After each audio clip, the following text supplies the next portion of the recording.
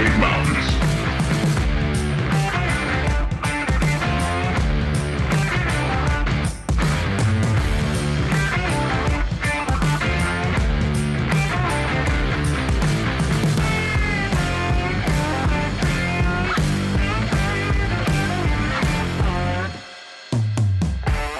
This is S-4!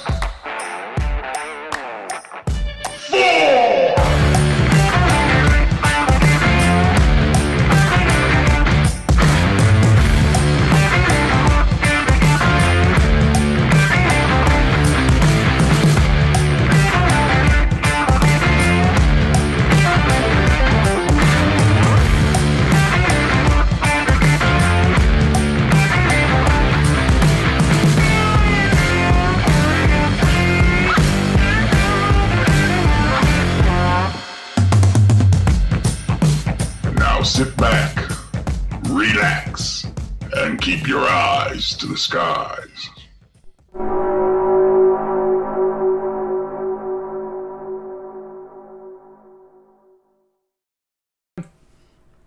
Go. Various issues involving paranormal and current events coming to you live from the S-4 headquarters in the heart of the Cascade Mountains of Washington State. And yeah. So tonight, October 25th, we are discussing Halloween symbolism and other stuff, and where do they come from? We also touch on Halloween safety for your families. So here we go. Tonight we have Arnold, and we are separated from the studio tonight. I'm not allowed to leave my house for reasons. He was a bad boy. And tonight we have what? No, folks, I'm not sick. I just can't leave my house. But so tonight with us we have, of course, Cole and Kayla in the studio. We have me at my house. We have Arnold and Barry Gaunt, and we're here. We're here. We're all here. It's just I gotta say it's weird because I'm used to being in the studio. So it's weird. We haven't done a remote show like this in, since 2 years ago? Right. Yeah, when I was in Canada. I was in Canada for the last one, for the Paracon, I believe. When we actually did a remote show. Yeah. Yep. Maybe not. No, you were in Seattle, yeah. But Seattle. It's still been a while. That's right. For sure. It's been a while, yeah. It's been a good year. So this is awkward. I'm used to being in the studio. So how's things going, Arnold? Good, good now. We haven't talked to you in a while. No. How's the wife doing? Better. We had just a couple of issues, and then myself, and then medical type stuff. So last time you guys were on, I wasn't able to be on, but we're all good now. Good deal. Excellent. So, thinking about childhood, what was did you trick or treat? Yeah. What was your most memorable costume that you wore? Probably not when I was trick or treating, is when I was sitting on Uncle's porch dressed up as different people and having people walk up.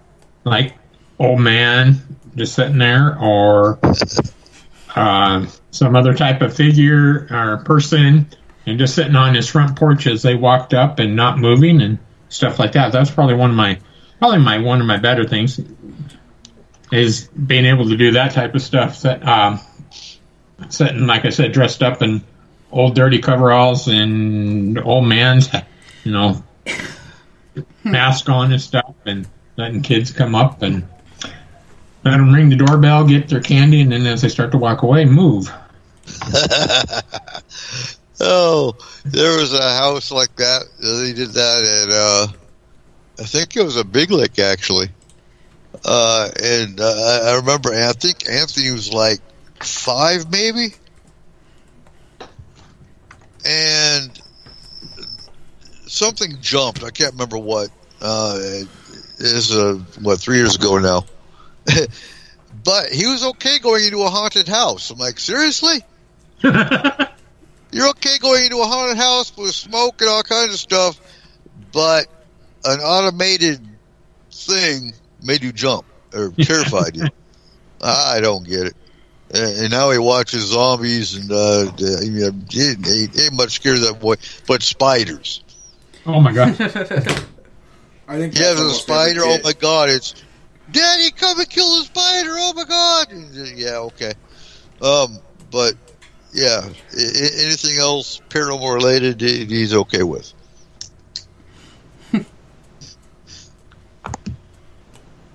So Cole.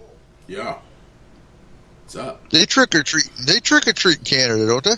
No. We can't. At around this time, we're all too frozen to the ground. Of course, we trick or treat in Canada. So when growing up, again, I ask you, what was your most memorable costume that you were in as a kid? Oh no!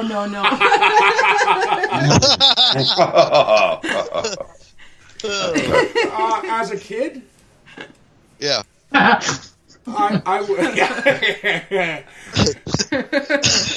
Let's just say there were some interesting ones once I turned 18. But, oh, God.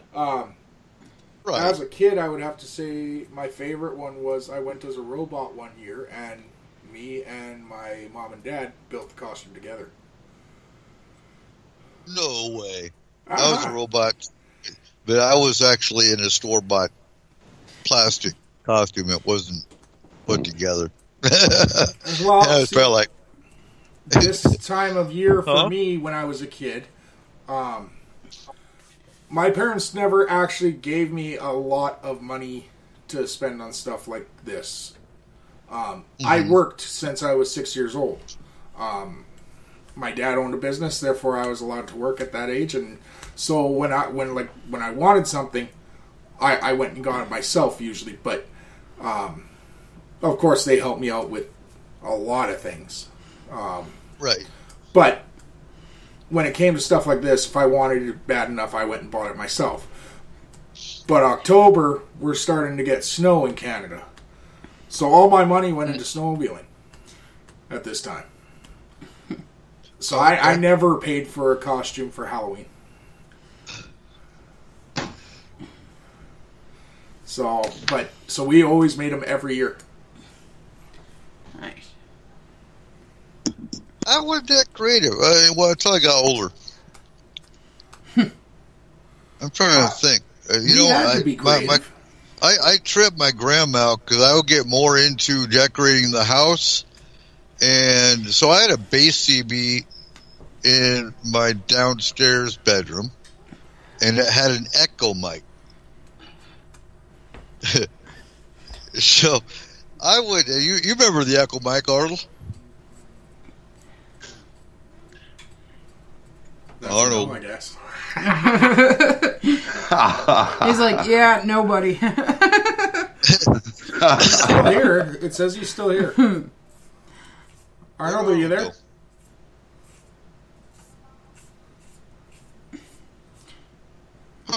Huh. Okay. Cool. He was like, what is this trick-or-treating you speak of? Yes. So I had a bass system set up down in my room. I would have like 3 or 4 pumpkins all looking creepy up by the door. And I could see the front door from my window. And as soon as people would walk up, I turned that echo mic. I had a handheld CB behind it where you couldn't see it. And then I go, hello. Of course, it would echo, and they'd, what the hell is that? So I got more of a kick out of doing that than I did trick-or-treating growing up. It was just scaring people. Yeah, and there's Arnold. You guys, like, Kayla and her siblings used to tell me stories, and everyone down here used to tell me stories about how they would smash pumpkins. Mm-hmm. We never got to do that. That's a good band. I like Smashing Pumpkins. Yeah, but we didn't get to do that. Because you'd wait for Halloween night, and by the time you got there, they were frozen. So they bounced. Or shattered. Yeah, like seriously. I don't ever remember a Halloween where I did not have to wear a snowsuit. I do. I remember a Halloween in Canada where I didn't wear a snowsuit, but it was a really bad idea. Well, yeah. But we used alcohol to keep us warm. Oh my god, my first Halloween in Canada was cool. I didn't have a costume, so I rummaged through a whole bunch of crap, and I made myself into the Travelocity gnome. And I was wearing like these spandex pants things, and it was so freaking cold. I thought I was gonna die or like get stuck to a pole or something. It was terrible. Have you ever stuck your tongue on a steel pole? No. I'm smarter than that. No. No. No, I'm smarter than that. I got my hand stuck to one once. That hurt. That was. I might have done that, but I'm sure I'm not going to admit it. Well, no. Okay, so in Drumheller, where Quill grew up, when I got there, I was only 18, and I'd never been in a Canadian winter before. Never even thought about a Canadian winter. I've been in Washington pretty much my whole life up until that point, and there's these like steel dinosaurs around the town, and just like I don't even know how to explain them. They're just big dinosaurs everywhere. Dinosaur every statues. corner has a dinosaur statue on it. And yeah, don't touch the dinosaur statue in Canadian winter. Not a good idea. Aww. But they like to be petty. You don't want to be stuck. You don't want to be stuck with T-Rex? No, it's painful. And a lot of layers of your skin are gone. Oh. That's how T-Rex comes to life. Right. So, Barry. Yes, sir. Do you remember Halloween? Trick or treat. Trick or treat nights? Yeah, and I'm one of the old guys, so it was a totally different thing for us because we were out until 9 or 10 o'clock at night, and if I go to hell, it's probably because of trick or treating as a kid. So, I still pay. I'm going to pay for that because, it was really great. We didn't have, we didn't dress up a lot. There was kids that bought masks at the 5 and dime stores and stuff like that, and you had some of those. And it got more commercialized and more different stuff. But we used to just dress up as hobos. And they used to sell those old fake rubber cigars that had a red end on them, and we'd chew on those, and we'd carry sacks and be bums, and then we'd always take gasoline, and we'd buy a small squirt gun and put gasoline in it, and we never worried about smashing pumpkins. We'd just go up and hit them with a few squirts of gasoline and burn them. Yeah. Oh man, look, they gave me they gave me a popcorn ball. I hate that. Oh yeah, popcorn balls are good at breaking windows. Right, exactly. Oh, Jesus Christ. You're like going, not a popcorn ball, please, not a popcorn. But those were the days, and then we would leave files on fire out in front of people's houses, and we were just mischief kids, but we had a great time. It was just fun, and everybody expected us to do it, and it was different, and we just had a great amount of time. It was just fun, and now everything's been taken away from that. It's all been changed, and you don't have any of those experiences that you did. No, I think you'd be charged with arson now. Probably. I'd probably be charged with a lot of things. But, yeah, and then they got older and going to the bars and everything else, dressing up. One of my favorite costumes for that, and I used to win a lot of rewards with that. I'd dress up as Moses, and I made my own 10 Commandments, and they were rather funny. So, yeah, it was a great time, and it's sad now, and especially this year. You're not going to have anybody coming up and down the street ringing your doorbell and wanting candy. I think it's going to be pretty different, and it's a shame how traditions and everything else change. But that's also where a lot of, so the CDC didn't say it's canceled. They're encouraging people to be cautious, stay with family, do family parties, things like that. And I think it's the wording that's important. Is they didn't cancel it. You're still going to have your random people that may still go out and go trick-or-treating. I think most communities have gotten smarter and done the social distancing and done trunk-or-treating, which I think it's fine if it's done smart. Mm-hmm. Yeah, the trunk-or-treat thing is big nowadays. Where they go to an area or a town square and everybody parks around, they leave a space, and then they sit in their trunk and pass out candy and everything else. So, which is great for the kids. Mm-hmm. Yeah, and that's a safer environment. So, but, we didn't have the guys that had razor blades and everything else in there, so we never get to deal with that.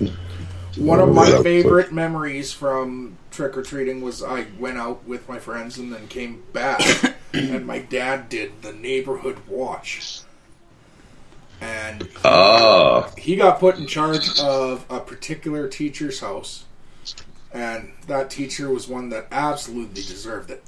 Everything that anyone did to his house. I was just an toilet ass. paper, yeah. Soapy windows, yeah. So Dad came and picked us up afterwards, and he let us go out with him, and he had an 84 Ford Bronco that was lifted. Oh, great. 35-inch rubber on it, and this thing looked mean. Yep. And we went out, and we were driving by our shop, and there is a 3-story building right above the shop, like right beside it, and there's a couple kids throwing bricks off the building down towards the cars in front of Dad's shop. Oh, gosh. That's not a good trick. No. No, so all Dad did was he went to the front of the shop and he hit the brake and started doing a brake stand right in front of the shop. Just had the tires just spinning. Just to let the kids know he could see them. And immediately we watched them come down the fire escape in the back. And they started running, and Dad started chasing them in the truck. Oh, God. And our shop was right downtown. And it just reminded me of, I can't remember the name of the show, but AC/DC did all the music for it. Where the vehicles come to life. Oh, Maximum Overdrive. Yes. It just seemed like a scene out of that where like it was 4 teenagers being chased by a truck. That was one of my favorite memories. Awesome. We used to do, when we would, I think the people that suffered the most from our trick-or-treat thing was the real estate companies, because we would go out and steal real estate signs from homes that were for sale and put them on other people's houses that we didn't like.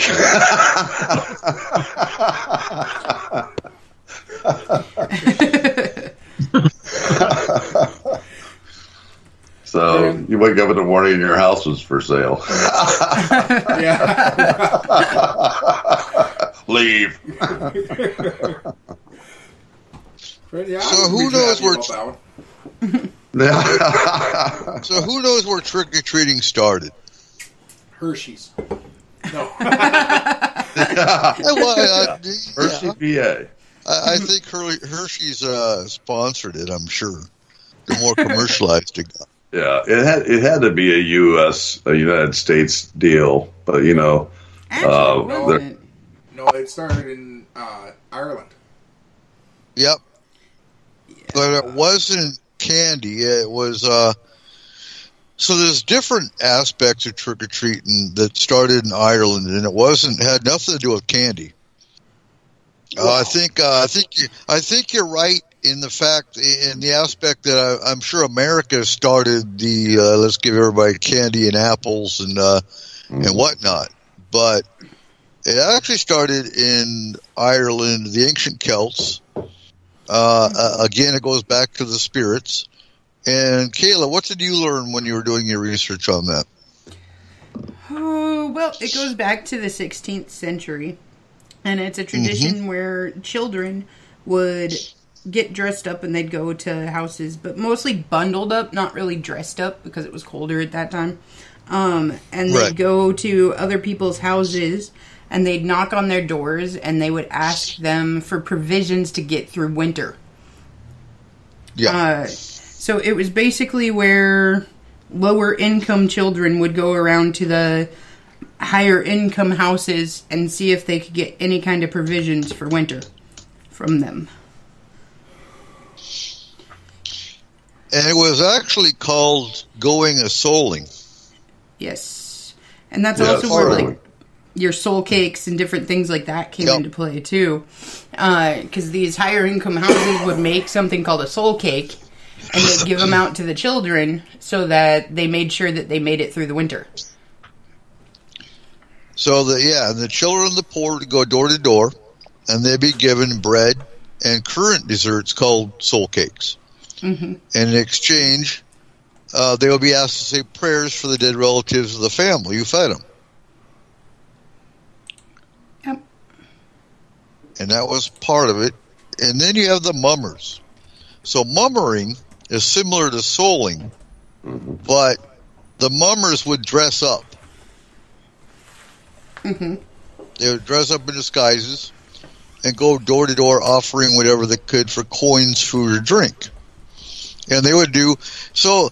When I hear when I study the mummers, it reminds me of actually Christmas caroling. Mm-hmm. Yeah, basically. But the mummers would also tell jokes and recite poetry and things of that nature. Yeah. So it's kind of cool how you see the different aspects of holidays meshing, essentially. Mm-hmm. And comparing to what we do today. I mean, you don't see mummers today. Today, I think the tricks have gotten a lot worse. You got toilet paper, toilet papering houses. Like you said, Cole throwing bricks off buildings and whatnot. Right. The tricks just got juvenile or turned criminal, basically. Yeah, soap and yes, I always like the bag of dog poop lit, and somebody has to come out and step on it. That's a good trick. Oh, jeez. I think the worst thing I've ever done is like ding dong ditch. I've never set anything on fire. Plus, nowadays you couldn't really set it on fire, even if you had your gasoline pistol, like you were talking about earlier. Most of the pumpkins that we have now have glow sticks or those little we did such a good job. Yes, but back in our day, we did such a good job that they decided forget putting candles in these things. Right. Well, and that's the crazy part too is in the Celtic days they didn't use pumpkins, they used turnips. Absolutely. Yeah, exactly. Yeah. They did use turnips. And I would like to try carving a turnip one day. I seriously would. I've been trying to grow turnips, but this is a carving is hard. Okay. Huh? You think pumpkin carving is hard? Turnip carving is twice as hard. It's horrible. We're going to try it. That would be awful. If we can get a good garden year, this year just sucked. 2020 in general sucked. But I want to grow some turnips and try to carve a turnip next year.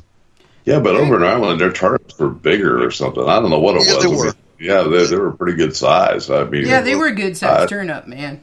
You could make a whole soup out of like 3 turnips, isn't it? Yeah, and over here it's like Whoa! Right? I actually, if you want, I have the Celtic story of why they started using turnips for jack-o'-lanterns. Go ahead. Oh, good. Okay. We'll go ahead and jump into the jack-o'-lanterns now. Okay, so it's a Celtic story. It comes back from the 1500s. And beyond that. Like, this was done before that, but that's the first recorded version of it. And supposedly it's because a man named Jack went out and he tricked the devil by hiding in the devil's shadow so that the devil could not find him. So, in doing that, when Jack died, the devil always wanted to be able to see him, so he made him carry around a burning ember of coal to light his way, and so that he was able to be found. So the coal was burning his hands and making it hard for him to not be seen. So he carved a turnip and put the coal inside of it so that it didn't burn his flesh, and it made him known as Jack of the Lanterns.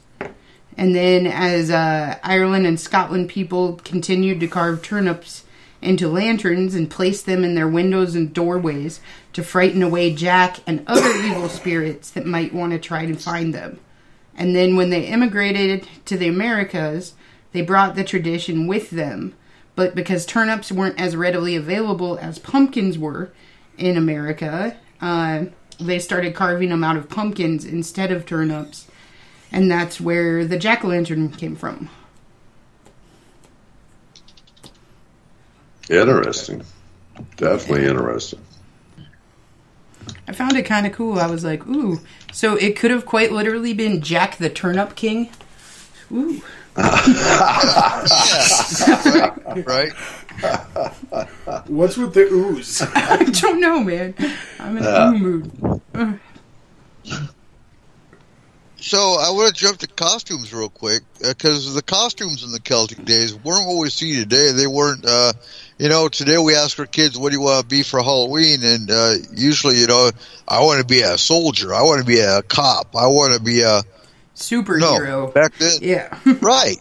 But back then, a common costume was an animal head or skull, because the intention of it was to scare away the evil spirits. Mm-hmm. Exactly. Do you really think a cop's going to scare away a spirit? Not really. No. Well, it depends on whether or not they were scared of cops when they were not a spirit. Right. Absolutely. So let's see what else we got. And we got Stingy Jack. You notice that everybody is named Jack? I haven't heard about. Well, Stingy Jack was the Jack that actually we just heard about, that Kayla talked about. They call him Stingy Jack. Really? Yeah. I always thought that the turnips, they used to put different stuff in the turnips too. I mean, the embers and everything else were kept in there to keep spirits away also. Everything kind of keeps spirits at bay, all the evils away while you were doing that, and all the different symbols of that, except for like the even the spider webs. Most people they called them witches, and back in the old days they called them weavers. Because spiders and everything else were all related with it, and they would weave a web of terrible things or deceit or anything like that, and it was that way. Same thing with all the blood. Blood was used as a ritual, meaning the life and mortality, because everything was related to everything has blood in it. Right. So symbol of life, essentially. Yeah, exactly. It's the fluid of life. And everything else was about it. And I guess the United States turned it into more of a symbolism for harvest, even though it was harvest over there also, I guess. I mean, the times were a little bit different. It wouldn't have been actual, not the same type of weather they'd have, but that's where all the corn and everything came from for that the corn husks and all the things that were used to symbolize that. But the thing is, so with the corn, the gourds, you know, these are the harvests that are common in the October time frame. Yes. Mm-hmm. So, you know, same with the scarecrow. So the scarecrow is actually used in many cultures even through November because he's there to cause fear. Mostly crows stealing the corn or whatever. But if you look at Jeepers Creepers, if you look at a lot of the horror movies, they still use scarecrows more for terror than they do what their true purpose was. Exactly. You know, and what I found interesting is a lot of cultures did parades for Halloween. Mm-hmm. And in 1920, Halloween pranks got out of control, and Minnesota decided to actually throw a parade because of the fact that pranks were getting out of control. So Minnesota in 1920 is the first, it looks like state and town, Anoka, Minnesota, that actually threw a Halloween parade. Mm-hmm. But you don't see parades anymore. Have you guys ever heard of a Halloween parade? Nope. I haven't seen a Halloween parade in a long, long time. We used to have them when we were younger, but I haven't heard of a Halloween parade in forever. And stopped.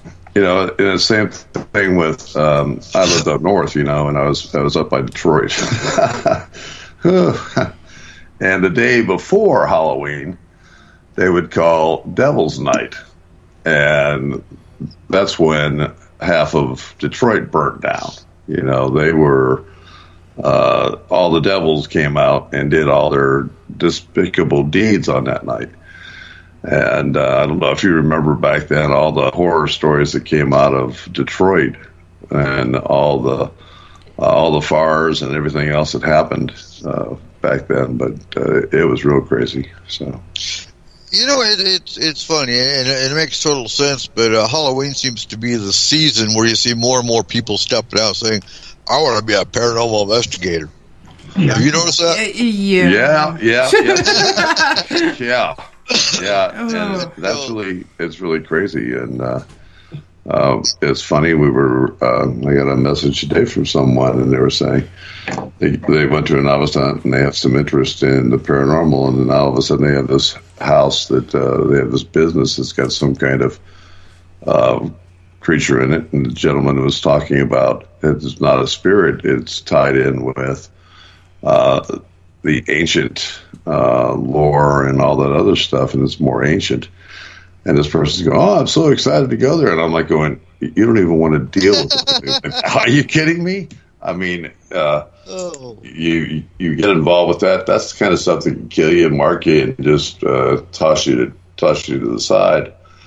And even a highly skilled team has trouble with that kind of entity. You know, they're out here. You know, that's what people don't understand. Mm-hmm. Nobody talks about the dangers of it, you know. No. Until they encounter something very, very simple that makes something fall over, and all of a sudden, oh my God, it's real! Oh, yeah, exactly. Or else, you know, and they don't understand. They think that you can, things can follow you home and they can affect you, and they're like going, oh, wow, my house is going to be haunted and things are going to fly around the room, or my head's going to spin and I'm going to throw up pea soup and all this other stuff. But they're so subtle. I think I mentioned it the last time we were talking about Halloween, that, you know, these things destroy your life. They affect your finances, your relationships, everything. They're just incredible. They do it so subtly and behind your back that you really don't know. Most people don't realize that could be an entity that's causing all of the problems that you are experiencing. You know, you could have car trouble. You know, it's just amazing. I've got to go back and so there was a question posed in another group, and I had laughed because this post said, according to paranormal investigators, spirits only come out at night. Oh yeah. And they whisper in, and they whisper in your dreams, your the future. And I mean, really? Yeah. Are you serious? Yeah, they're busy during the day, guys. Okay. They got their 9 to 5s. Yeah. God. Yeah. They Yeah. have an afterlife too. Okay, so can I pose a question for you guys here? Of course. Okay. All right. So I was 9 just thinking of this Jack thing, the jack-o'-lantern and the guy with the turnip and all that jazz, and Yeah. I was thinking, well, if you go to English mythology, you got Spring-Heeled Jack, and you got, and then later on in England, you also have Jack the Ripper. Do you think that these have anything to do with being potentially the same thing? No. That's funny because I would say yes in a way, especially with Spring Heel Jack. You know, but yeah, it's very possible because here we go with the name Jack again. I don't know why it's always a Jack. Or if maybe just they were based, like they thought of him as being so evil that he must be named Jack after this whole first original evil Jack, you know? Right. Yeah. But it makes sense because as everything else is related to evil or to that, it would make pretty good sense to me that I would think that it would develop into something like that. That's how folklore changes. That's how it becomes modernized. You know, each time that we start dealing with stuff, the Halloween stories change, the stories all change, and everything else. So I think that the old folklore has a lot to do with it. It just the names change or the people change, and it's just something added to add more thrill to it into the folklore. Even though the folklore is based on something that's very true. Mm-hmm. So there is a reason that they're all Jacks. Okay, what is it? Jack is the jack of all trades. Jack is the common man. It can be anyone. Okay, that makes sense to you. I was just wondering. I was like, wow, Jack's everywhere, man. The Normans imported the name Jake, which, well, like it's Jack, but it's Jakke as a sobriquet for the common man. It's also a name in England for the catch-all name of a servant. Yeah, that's So, like, interesting. It's the most common man. Okay, so it would be like somebody like Adam or John Doe now. Yeah, and that's why it is Jack the There you Ripper, is because it could be anybody. Yeah. So therefore it's Jack the Ripper. Okay, alright, that makes sense. I was just like, man, there's a lot of Jacks, dude. Yeah, it does. Now that does make sense. It really does. Glad I didn't name my kid Jack. Right? That's like the equivalent of naming him Damien. I don't like it. Right? So I found that post. It had more details. So according to paranormal investigators, spirits and souls are most active at night and mostly exist in cool and air-conditioned rooms. Really? Who doesn't want to be comfortable? Yeah. Well, if it's not cool in They air look- conditioning, they make it that way. It goes Right. on. They look and stare at you all the night. They read your mind and try to speak and show your future in dreams. If you have difficulty in sleep without a reason, there is a spirit. Yeah, okay. Okay. Huh. All right. Well, I guess I'm not a paranormal investigator then. I was thinking the same damn thing. I was going, huh. According to hey, really? That must be Zach Baggins. So I'm Yeah, not an you know- insomniac. I just don't like spirits, right? Right. Exactly. Okay. Got it. That's what it is. Because as a paranormal investigator and knowing that hauntings areas are 24/7, and it's funny, I've seen more full body apparitions during the daytime than I would at night. I've seen a few at night, but man, at daytime they just look like a normal human being walking around. It's pretty crazy. Right. I had a comment and say, spirits are around 24/7. It really doesn't matter. The only reason, or the main reason, your true investigators will go to an investigation at night is because, one, it's quieter. It's easier for the electronic devices to actually pick up real activity versus mundane because it's quieter. That's the only reason. That's the main reason. Yeah, the other reason is because most of them work during the day, and it happens on the weekend, or that's like to say spirit activity only happens on the weekend, because that's the only time a paranormal investigator can get off because they work all week. Absolutely. You know what? I wonder if that's true anymore, though. I wonder if electronic devices are still having just as much, are still more useful at night. So worldwide, over the last 5 years, our internet usage times has changed. And they changed with COVID also. Yeah.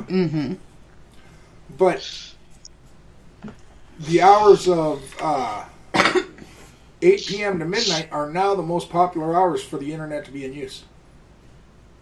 Okay, so but take the internet aspect away, because the reason I say it's quieter at night is because, well, people go to sleep.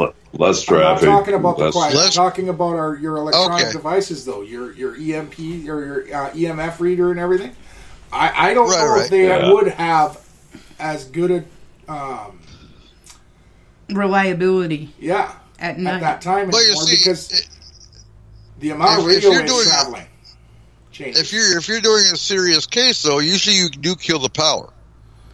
Right, exactly. You're going to do it in the dark. If you don't have that, you put your cell phone on airplane mode or even turn it off. Yeah, that way you don't have any kind of EMF signals or anything else. And if you shut the power off everywhere and you're in the dark, you're not going to have anything to relate to that. To clarify, though, I do know where your mind goes, Cole, as far as you still have those radio waves going through the air.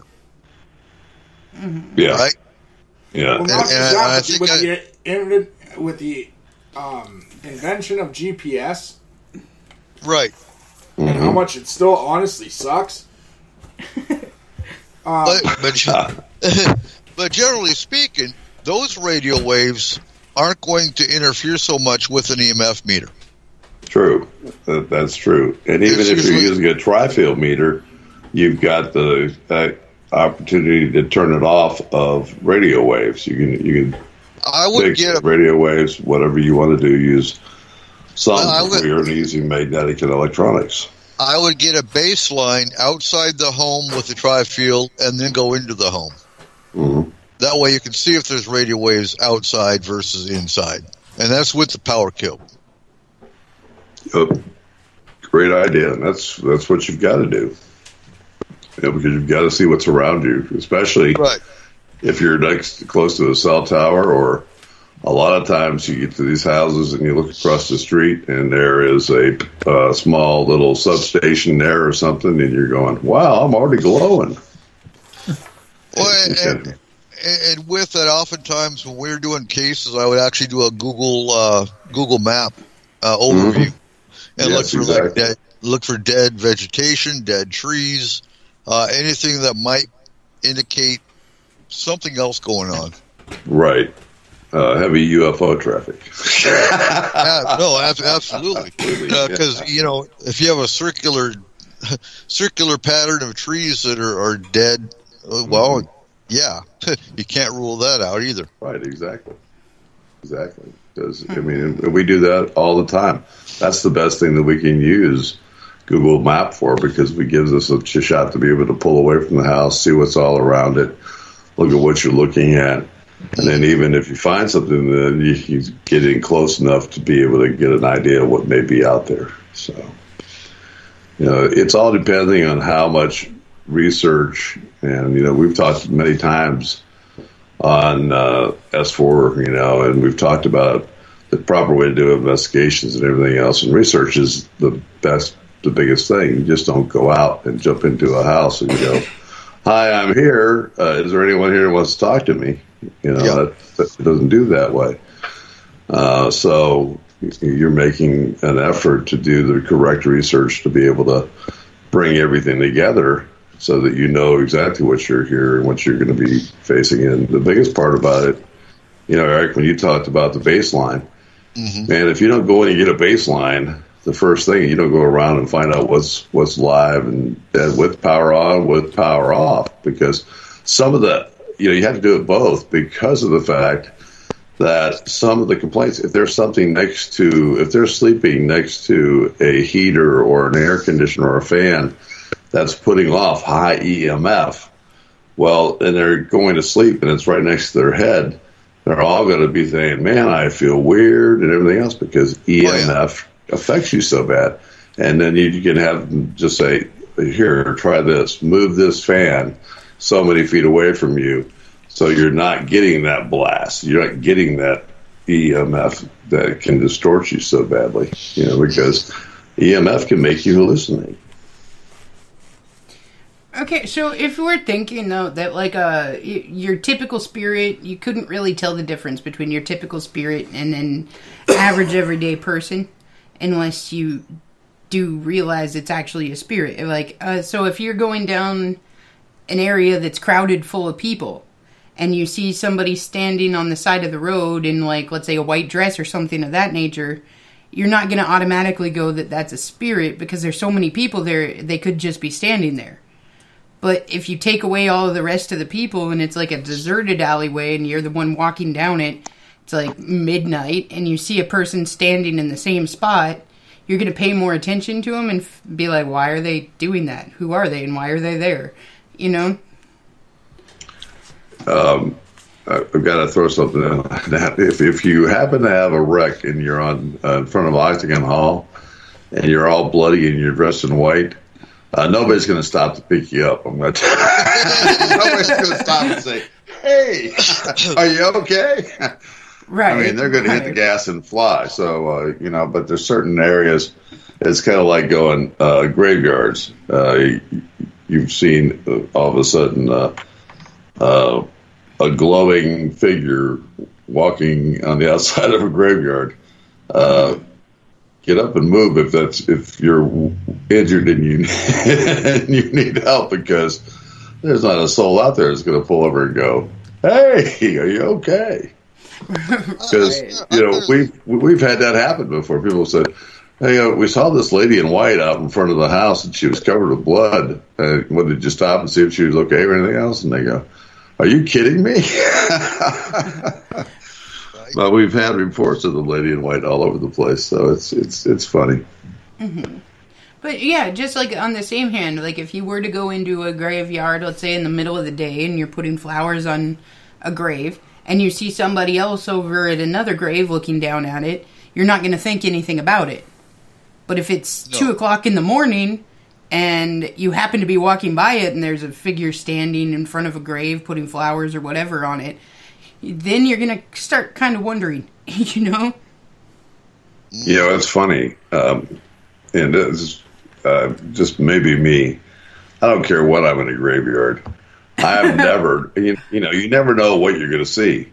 And that's like the thing about having full body apparitions I've seen more in daytime, because of the fact that I have to go over there and kind of look, because it will act different, Mm-hmm. So that's my investigation mind. I'm like going, okay, there's a person, he just drove in a car, that's cool. What is that, and why did it come out of that tombstone?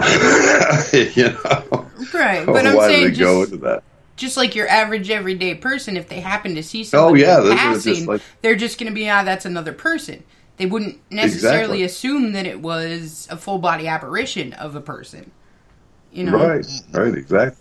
So, We've had them. People see just as many during the day. They just don't realize they're actually seeing them. Right, 100% right, 100% right, because they have some idea that they may not look fully like a real person. They really do. They look like a real person, and and we've actually known, and I've had experiences where somebody will walk by you, and you'll say hi, and they'll go hello, and turn around, and they're gone. They're not even on the street anymore. It's like, where'd they go? You know. Mm-hmm. And you know that at that point you just get that feeling, and you know, well, I know what that was. And so, yeah, they're out there. They're everywhere. And it's just that people just don't think about it. They just don't pay attention. It's like, oh, it's daytime. It's just a regular old person. Right. Now, Arnold? Right. I'm curious. Did you ever see spirits or any kind of paranormal activity in our state parks, working in the campgrounds? Well, just what they were just talking about, seeing people. It brought back, I was working on Lopez Island at Spencer Spit, and I was standing at the day use parking lot overlooking the spit at Spencer State Park, and a guy all of a sudden came up by me and goes, "Hey, do you know so-and-so?" And I'm like, "No." And he goes, "You don't know the name or anything?" And I go, "No." And I looked, and I was talking to this guy. I looked back just for a little bit to look down at the water again. I looked back, and he was gone. Yeah. And what he did tell me before he left, in our talk, was he said he was a bounty hunter, but I heard no car leave, and he was just gone. Huh. So I don't know, like you said, if it's an apparition or what, but when you guys were just talking about that, it brought back that point right there he could have been. I mean, it could, because no one else saw him or anything on the island or anything else. In other parts, with state parks, especially with old, seemed like where I was at, like historical spots or older places. You would see things like in old houses where the family had lived for years and years and years. The last house I was in, about the same time every day, every so often, you would hear like our doors that face the day is kind of open, and you'd hear footsteps and stuff going upstairs. You never did see the person, but it was like you knew they came in and went up. But there's many state parks that have things like that see Fort Flagler, for one, that people go up and they came back and they told me, they've seen stuff, they've heard stuff in the gun batteries and stuff. Mm-hmm. But there's state parks is full of that type of stuff. I just wonder if again they spike during Halloween versus spirits all the time. I would say all the time. You know, I would tell you, I went to Fort Flagler, oh God, what was that? Probably 3 months ago now. Yeah.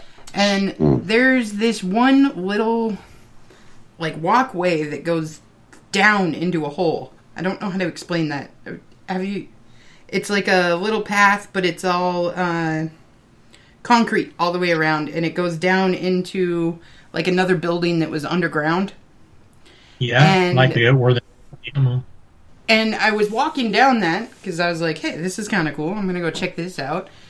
And I got almost to the bottom of it, and I got this weird feeling, and I was like, you know what? I am not going to check that out. I'm going to turn around right now and go back. Yeah. But yeah, Fort Flagler had some weird stuff when I was there just a few months back. So Yeah, no. One of the techs that take care of my wife when she goes to dialysis went into, I don't know if it's the same gun battery, whatever you were in, but yeah, she got in there and started hearing things she hadn't heard before. Mm-hmm. And she's like, okay, we're out. We're gone. No one else. Yeah. And, yeah, I've had friends that I know up in Belfair that say the same thing. There's certain parts, they walk on the trail up there, and their dogs will not want to go. The one time one of the dogs actually pulled them as quickly as possible through the area. Mm-hmm. So, yeah, no, I think it's all the time. It's just, you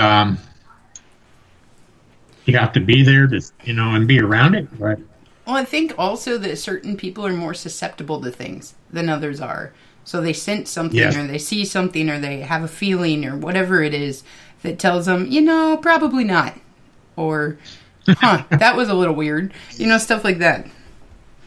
Yeah, it's just that people, I think everybody has those senses. I think they don't listen to them because your body is your best feeling. The vessel that we're in is meant to be for sensor.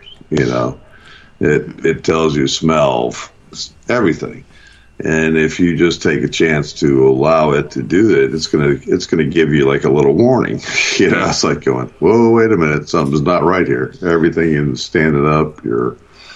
It's colder. Your hair on your arms are stiff. You can feel the energy kind of working through you, and that's all the things that are signal right before something is going to happen to you. Right. Oh, absolutely, and those are the feelings you need to listen to. Exactly.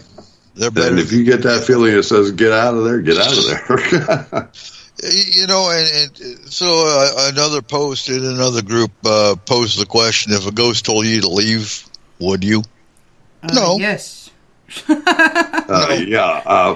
You know what? I was in a house one time, and this guy was in an abandoned house, and he had a runner leave him, and it was all abandoned, and we were inside of it, and I had a team in it, and I was down on the first floor, and there was a female down on the first floor with me in another area, and two guys were upstairs, and we were in this house, and all of a sudden, out of nowhere, a disembodied "get out" like I've never heard before. It like shook the house, and I remember everybody was going, "Did you hear that? Did you hear that?"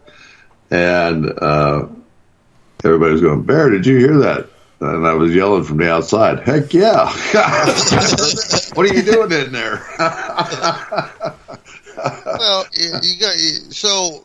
My concept with an investigation, anyway, is to find out the root. And they tell you to get out. You find out why. Yeah. Is it their home? Maybe, maybe not. Are they just trying to scare you because, well, they can? Maybe, maybe not. But find out why. Yeah, I've done that. Most of the time, when I hear it "get out," it's like within your area, it'll be "get out," and you kind of go, "Hey, look, I'm over here just putting the slider up here. I'll be out of here in just a second. Don't mean to bother you. Everything's cool." And then I just walk out, and then because I figure they want their privacy. They'll leave me there. I'm not doing an investigation. I'm actually just doing work around the house or fixing something up, and then you get those ones that are so forceful that that didn't come from your everyday entity. No. It's like, oh, hello. And on that note, we have to take our first break of the night. When we come back, we are going to switch up the topic and talk UFOs and aliens at Halloween. So stay tuned.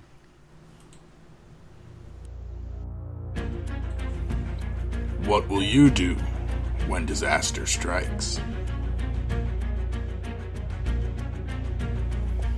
What is your plan?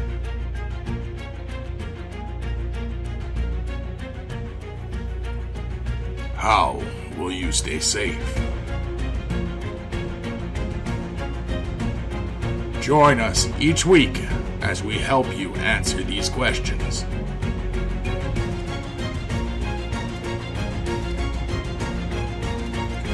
On Upriver Counter Chaos.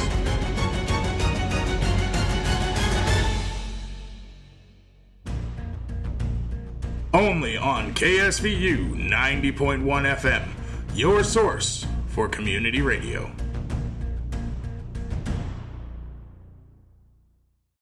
You are listening to S-4 on Spreaker.com.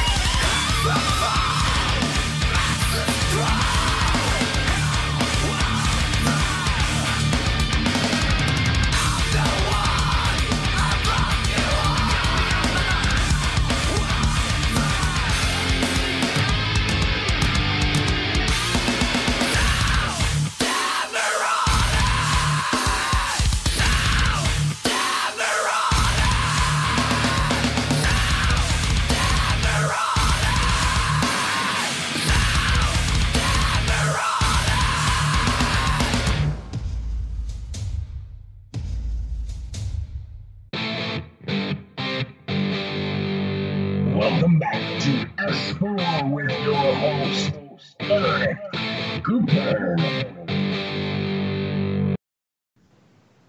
And welcome back to S4. We're talking more Halloween and symbolism and some other stuff, because actually I always get intrigued by does Halloween, does paranormal spike, does it not spike, and it does seem that it spikes. It didn't when we were actually running cases. It stayed the same year round. We didn't really see much of a rise, or did we? I mean, again, we handled so many cases. We may just not have noticed that there was more than normal, because we always got slammed with 5 to 10 a day. So, you know, when you're handling that kind of a caseload 365 days a year, you know, it's just another day. You're on case number 9 for the last 18 hours. So I'm curious about the UFO side, though. Because this year, I don't know, I've just noticed this year's been a crazy year. UFOs on the UFO side, not just, you know, it's been a crap year all around, but you know, we had the Pentagon come out and say, "Yep, we have alien craft in our warehouse," and everyone's going, "Okay, cool. Anyway, put your mask on." But yeah, crazy stuff. That was about it. And honestly, I've seen more of I've seen more fighting about politics than I have about paranormal amongst paranormal investigators. It's disgusting. It honestly is. What about the paranormal? Did we all forget? Who cares about Biden and Trump? What about the paranormal? And this is in paranormal groups, not just, you know, what happened to the paranormal? Yeah, and well, the bad thing about it is that the politics has become paranormal.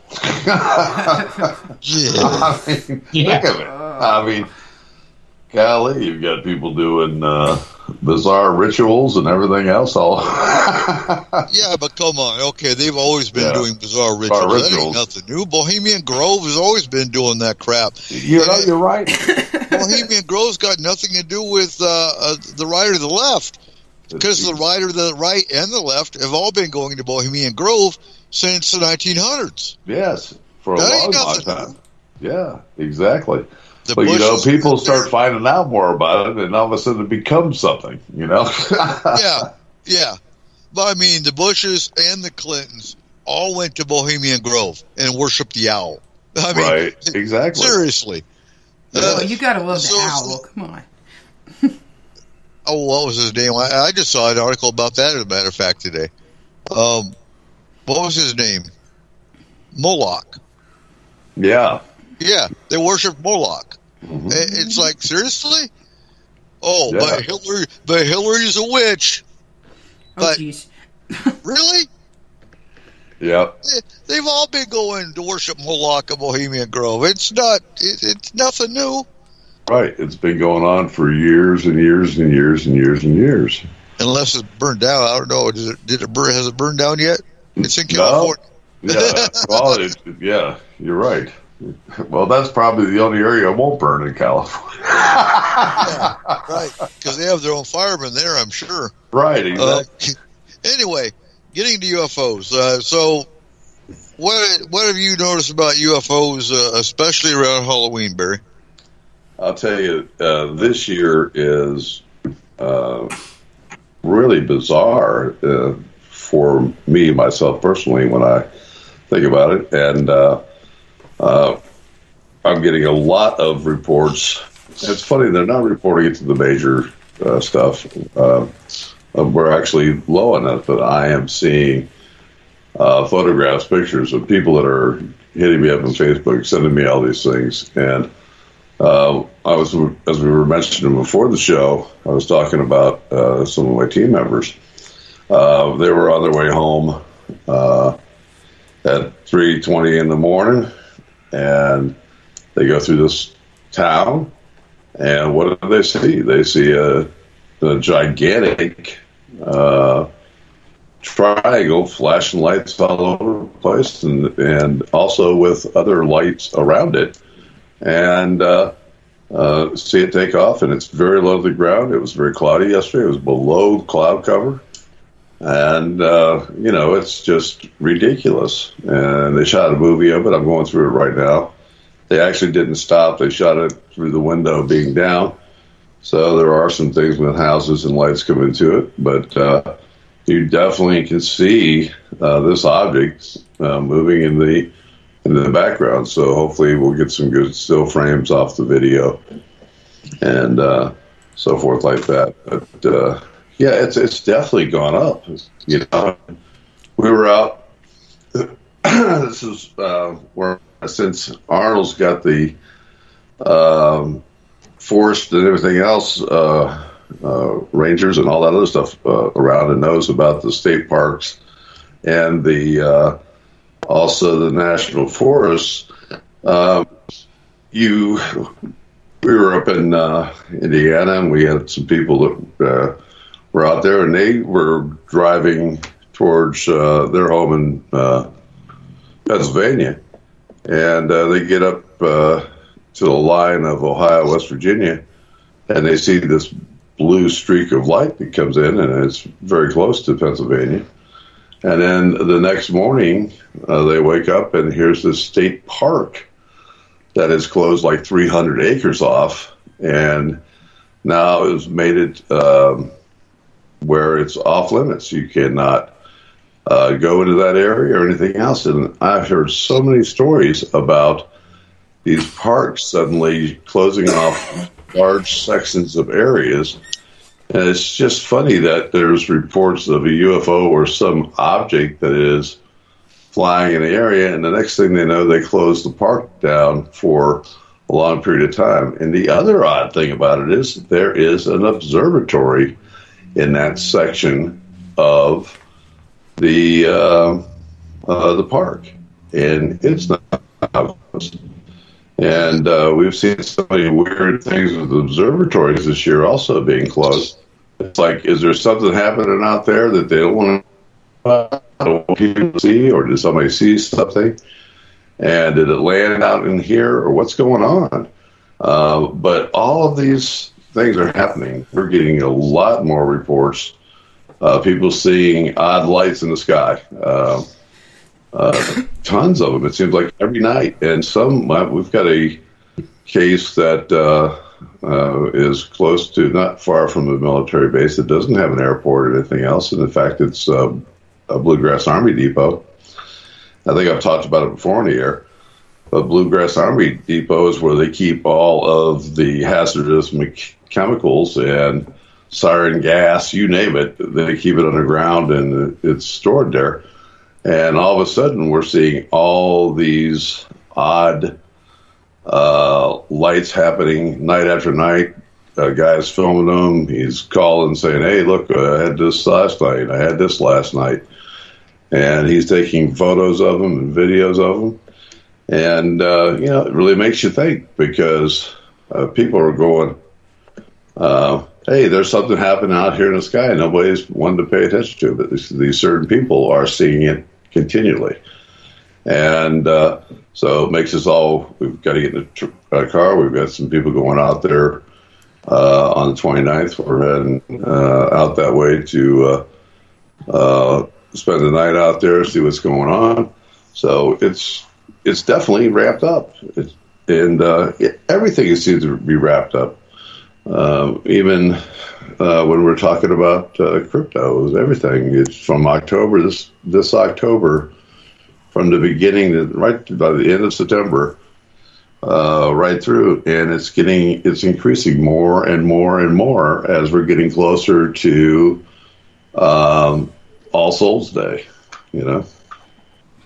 So Arnold, is there any kind of protocol that you were told or had to do as a park ranger in the state parks if there was a UFO sighting? Probably, but we never did. I never did see it in my 25-year career.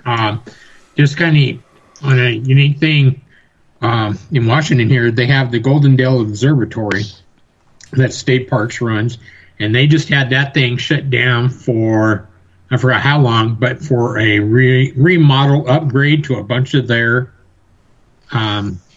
systems there. and so that they can do more with it, show people more.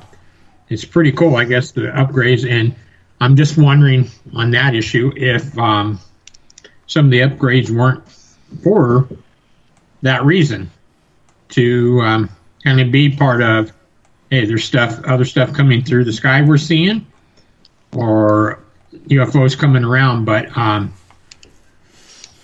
for me, no, I never had seen anything. But I think if something did happen as protocol like that, you pretty much probably were, as Barry was saying, was going to close down the area, call in, and wait for the next word on what to do. The Men in Black would show up. Somebody'd show up. Yeah, that's what's unusual, because we see so many, and that's. Well, I was wondering if you've actually had that order where you close off a certain area of the park and you keep it closed off until they tell you not to open it up, because I always look at state parks as being owned by the people, and same thing with the national park systems. And to close off an area, and there's been areas of state parks and national parks have been closed for a long, long time that people can't go to, and I've always wondered, why is that? You know, that for Washington State, if it's closed off for quite a while, like, it's kind of interesting because they have Palouse Falls out here and in eastern Washington, and lately it's been closed down more often than I've ever seen before. They keep saying for repairs or doing this or doing that, but I've never seen a park get hit with that many closures. Mm-hmm. Well, it's just like we went to Mount Rainier, and I know Cole was pissed off because they had shut down an area of the canyon up at Rainier. Remember that? They shut down Reflection Lake. Yeah, and it was supposed to be one of the most beautiful parts of the park, and we weren't allowed in because aliens or something.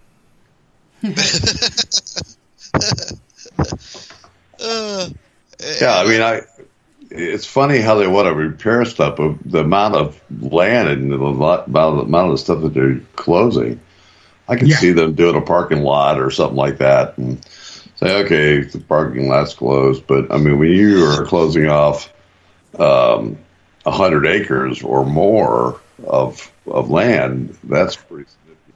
I think something's definitely going on there. And absolutely. That's what's freaky. Well, you know what disturbs me the most is the fact that when we were there were, 2 professors missing, Cole? Not professors, students. Students, yeah. So there were 2 students missing when we were actually there, and then in the last month, a professor from the UW came up missing. Wow. Mm-hmm. I find that odd. Mm-hmm. People come up missing all the time. When you're looking at Paul Ides and Missing 401, you're talking a huge expanse, and there is no trace.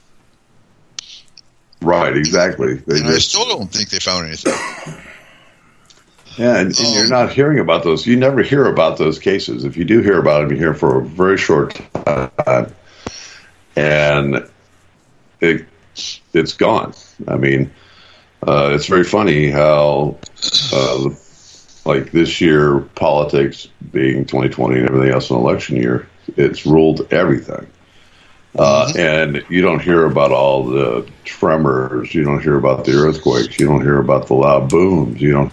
I mean, Facebook has been more reliable for people telling you, hey, did you hear that boom?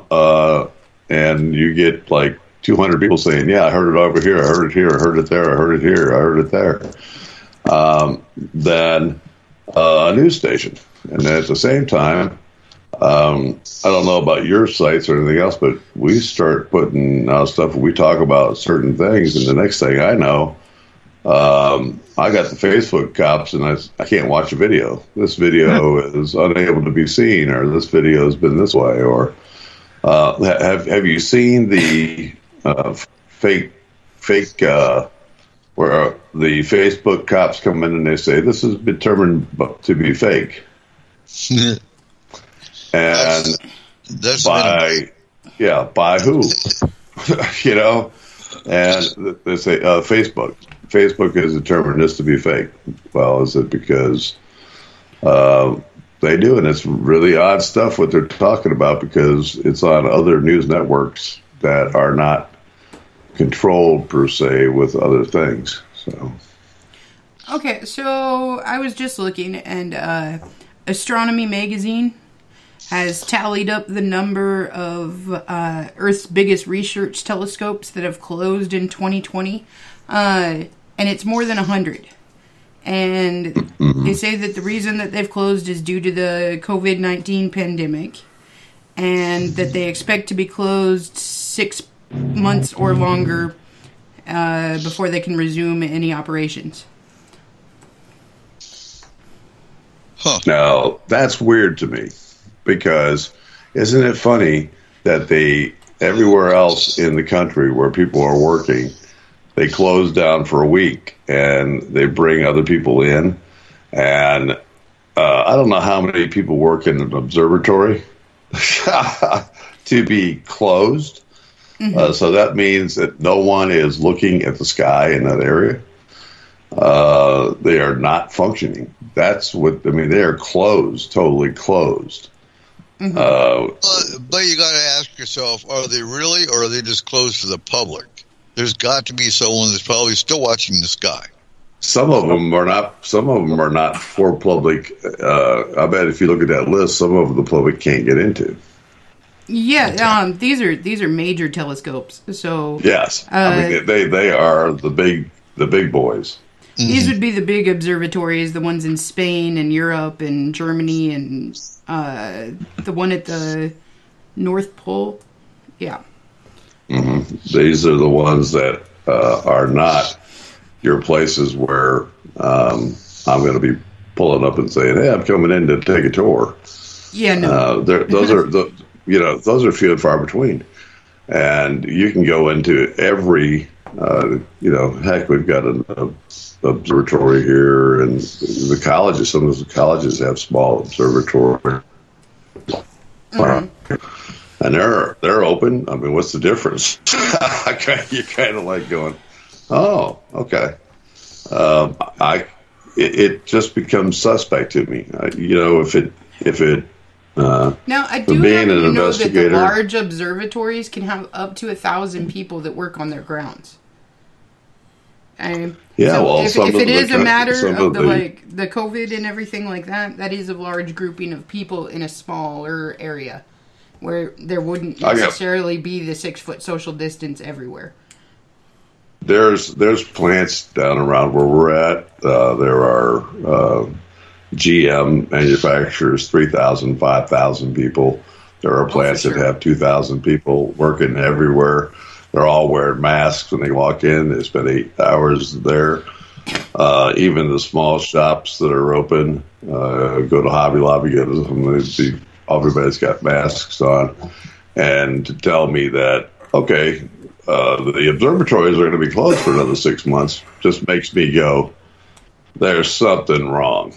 Like I was going to say, if you reach down and you grab a hunk of poop and you smell it and it smells like poop and it tastes like poop, chances are it's poop, and that is... how I kind of feel about that. Yes, of course.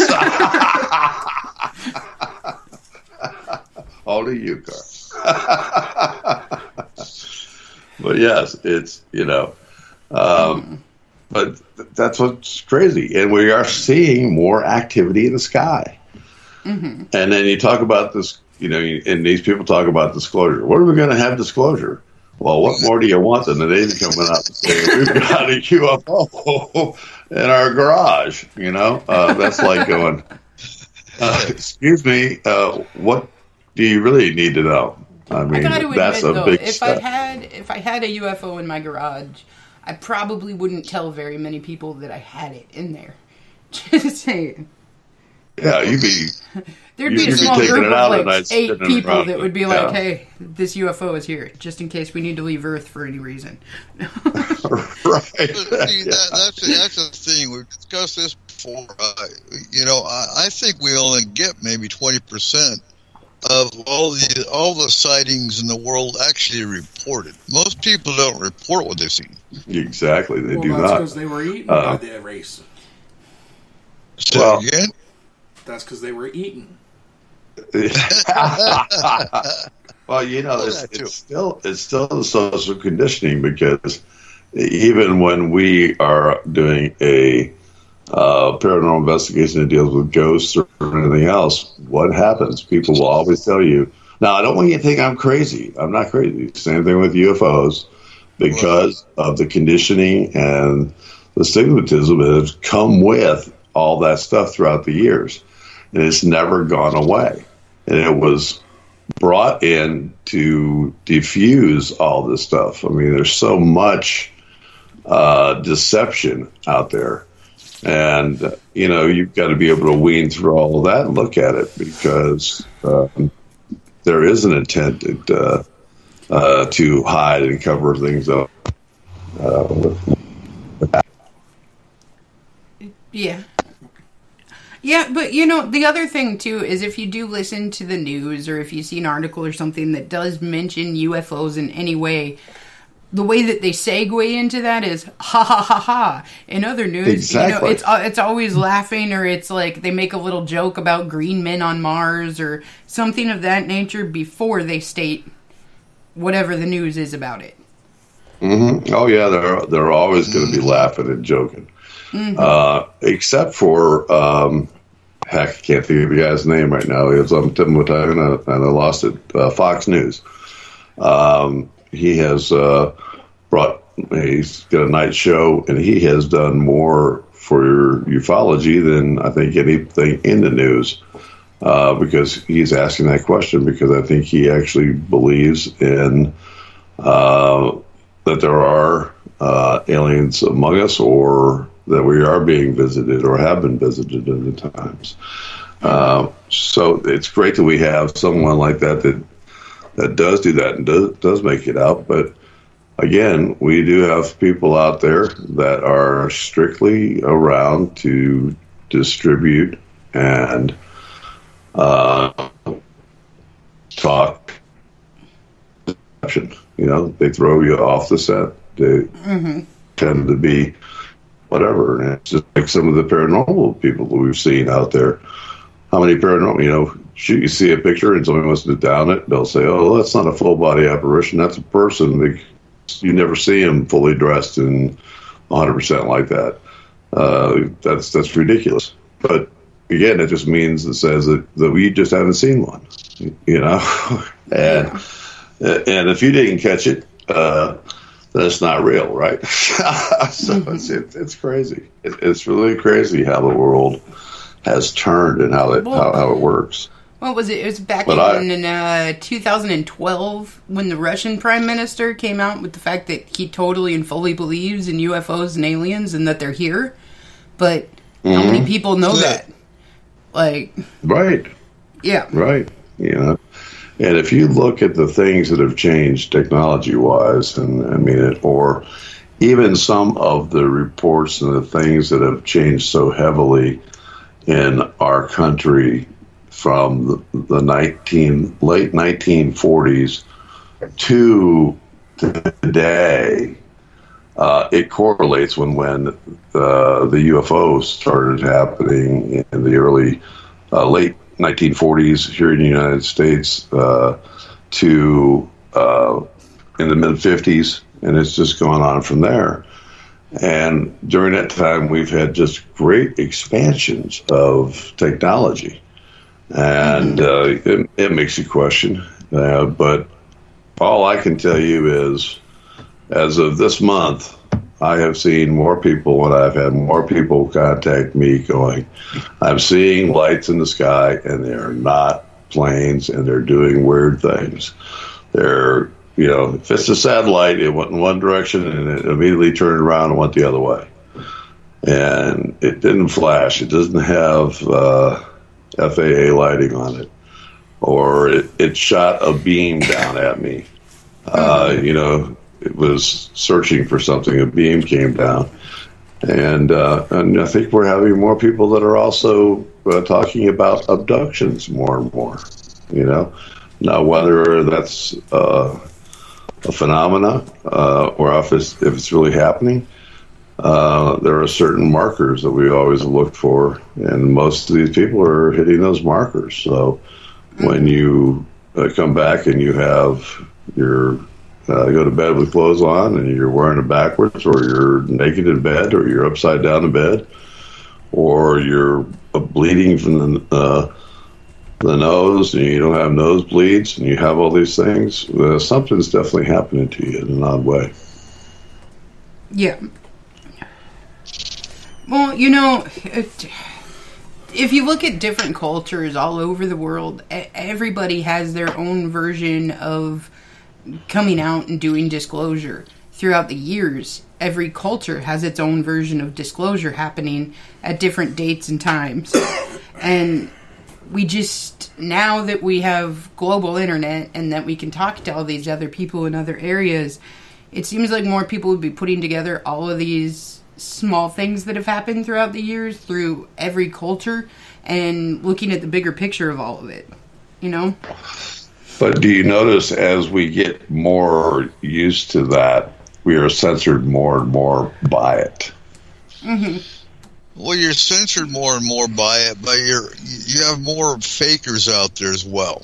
True, exactly. Which is another downfall. I mean, everybody and their brother's uncle puts up a picture of a UFO they saw, but when you look at it, it's a street light, or it's photoshopped.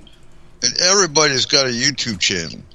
You've got more and more radio shows coming out that are pushing bull crap.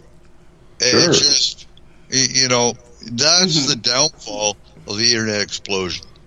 And now in 2020, you've got more and more people staying home. They're bored.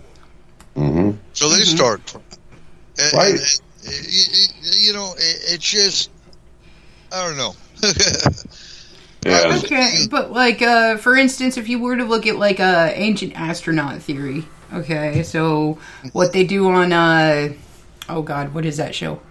Ancient Aliens. Okay, right. Ancient astronaut theory was influenced by Cosmism from Russia way before ancient astronaut theory became a thing, and then Cosmism was influenced by the Vimanas and the texts from ancient India. I mean, if we go back in time, none of these are new concepts. They're just coming to different cultures under a new name. True, exactly. But you know what it does? It breaks it up. In some forms, they're serving a service to be able to open other people's eyes to the idea of it. Look, it was in this text. It was talked about here. It was this. What if? Look at the different cave arts. Look at the different things that we have found here. And then also, what happens to the things that we do find here that are never talked about and taken away somewhere? Oh, absolutely. We need to find the codex. Yes. But they're taken, and it's like going, it doesn't fit the plan that they have or what they want to do. If it goes against what they have made history, then they are going to do away with it, because no one can question what they have set forth. If you start questioning it, then what does that mean? That you become a free thinker, and you become as powerful as they are if you start to use the powers that we actually have. And they don't want you to do that.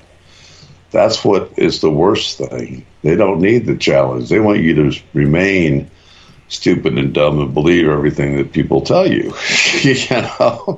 And when you start to wake up, that's where you have the problem. Is that nobody can tell you 100% sure what happened at any specific date past 100 years ago. Okay, because there's nobody left from that time period. Nobody here.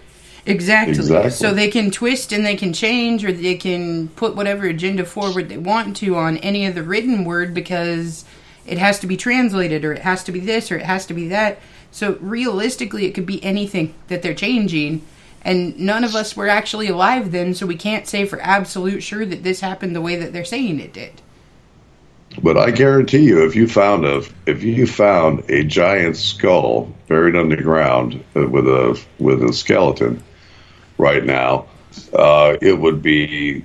They would come out. They would look for it. They would take it. And if you look back in a year, what did you do with that skull? What did you do with that skeleton? You'll never find it. Yeah, exactly. Exactly. Plausible deniability. Yes, plausible deniability. Exactly. And if you keep pushing the issue, then you disappear as well. Exactly. Right? Yeah. Exactly. You know, I've been hit with a particle beam weapon that we do not have. Even though Tesla invented it, how many years ago? No. Years ago, exactly. Yeah. So, Right. Kayla, what's that?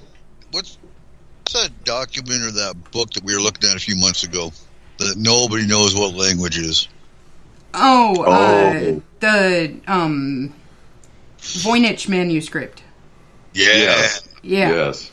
We need to do a show on ancient transcripts. Mm-hmm. Oh, that would my be God. awesome. Okay, now you're talking like my realm of awesomeness. So, yeah. let's do Absolutely. that. Yeah. And But, you know, I was thinking about the Codex because for any listeners that haven't seen the show Evil on Netflix yet, you got to watch that series. That series actually brings up the Codex, and I swear I've seen some of those diagrams in the Voynich manual. Mm-hmm. Have we not? In the Voynich manuscripts? Well, okay. So there's a lot of stuff about that one that really makes no sense. It just doesn't. And there's a lot of interesting pictures in there, I guess you would say, that a lot of different people have said are a lot of different things. So there are similarities in certain things to the Codex, but I don't believe enough similarities that you can call them the same. Well, you want to know something about codes and everything else, just look at what happens to abductees and some of the things that they see when they are been abducted. They have a memory, or they have flash memories of these signals or signets, and they draw them.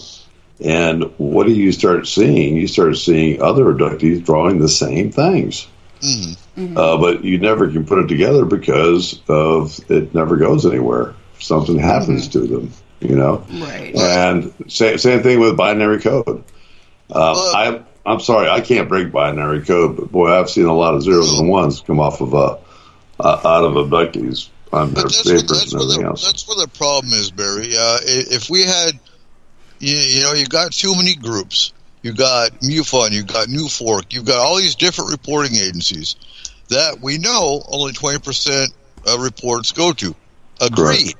But what needs to happen is one location for all reports, all drawings that is non-governmental to go to, so we can actually compare the different reports from Australia, France, Saudi Arabia, the United States, Canada, Mexico, all these different abductees that are describing the same thing, but nobody's seeing them because they're all going to different agencies or different groups or different reporting centers.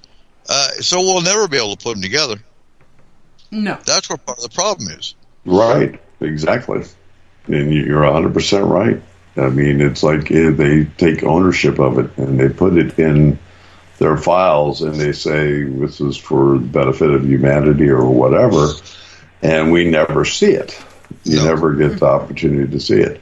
You can go to it's interesting because when we do a meeting, and this year's meetings have been really tough because of COVID, and we're not getting the response of a great when you do a Zoom meeting or anything else because people have got 15 other Zoom meetings going on. and or something else happening in their lives where they just can't get to it at the time that you're going to schedule. You may get a few, but you're not going to get a lot. And so because you have so many different people that hold meetings and talk about this stuff, but it's all one-on-one, you know.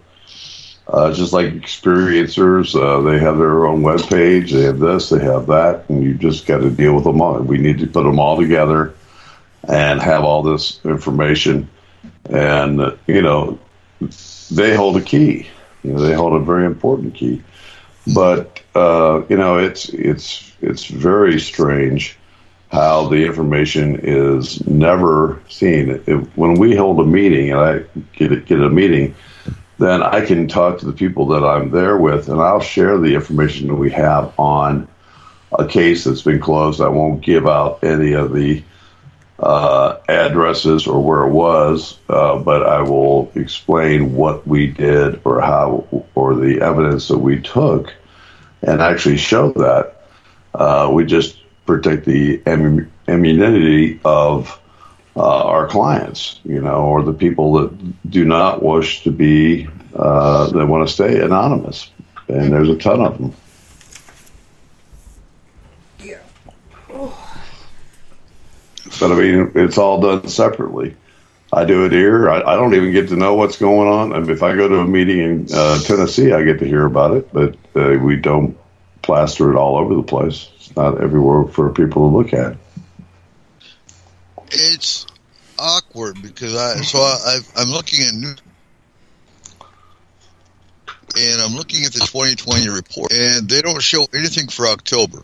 So Peter Davenport runs New Fork, but he's only one guy. So I get that he doesn't get the reports out. He only has 31 for September. Mm-hmm. Yeah, he's got 651 for August, 615 for July. And I know they aren't going down; they're going up. Right, exactly. They are having more and more, and it may be because of the situation of maybe since ATIP or TTSA show talking about the Navy doing these and having these things, or else the government coming out and saying it. People just go, well, they may have said, hey, great, it's real, so why do I need to report it? I'm just having it. But other people will let me know or you know that they're having these experiences. That's the difference, too, is I see an increase in reporting in paranormal groups, in Facebook paranormal groups. So right. They're not going to the official agencies, it seems, but they're talking about it more on the Facebook side. Mm-hmm. Exactly. Mm-hmm. You see it in tons of Facebook sites and anymore, and which is great. But at the same time, it's dispersed farther, and that may be a tactic of that disclosure.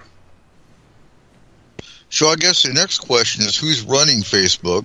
Because I know a lot of paranormal investigators are getting their accounts deleted. Oh, Zuckerberg. Yes. Yeah. I mean, I don't think it's Zuckerberg. I think there's and I'm not saying it's a conspiracy, not at all. But who's taken over for Zuckerberg? What's the government agency that's running or watching, maybe, Facebook? All of them? Yeah, well, I mean, realistically, none of them are running it. None of them are running it, but all of them are watching it. You have to.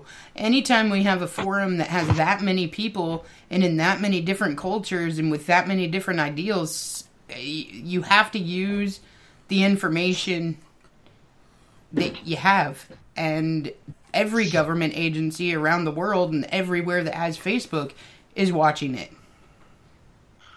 Well, you know, one of the things that makes, that most people forget, who gave us the internet?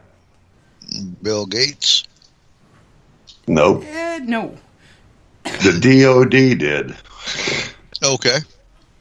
The Department of Defense gave us the internet. So who monitors it? The DoD does, and it's separated into several different categories. And it's just the same thing. The federal government has control over FCC license, everything, you know. Mm-hmm. So if they don't want you to do a show, you don't get your license. They can pull that if you don't put the information that they wish you to have. That has got to be a terrible tactic on a lot of people. Just think of that. I mean, that's one of the things. And not being a conspiracy theorist, taking it to that point, but it makes perfect sense, doesn't it? That they can strong arm you into doing whatever they wish you to do.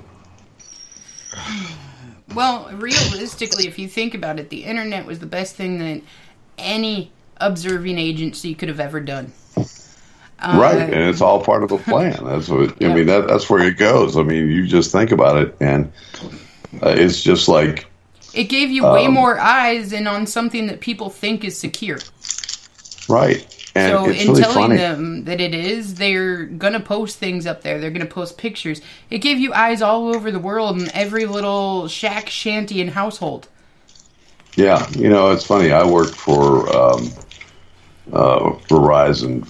For a little bit, I was in a call center, and they'd come out with all these different things. And I remember when they came out with these child gates, you know, you would be able to, they would sit there and say, okay, you have to protect your children because people are taking them from malls or stealing them from schools and everything else.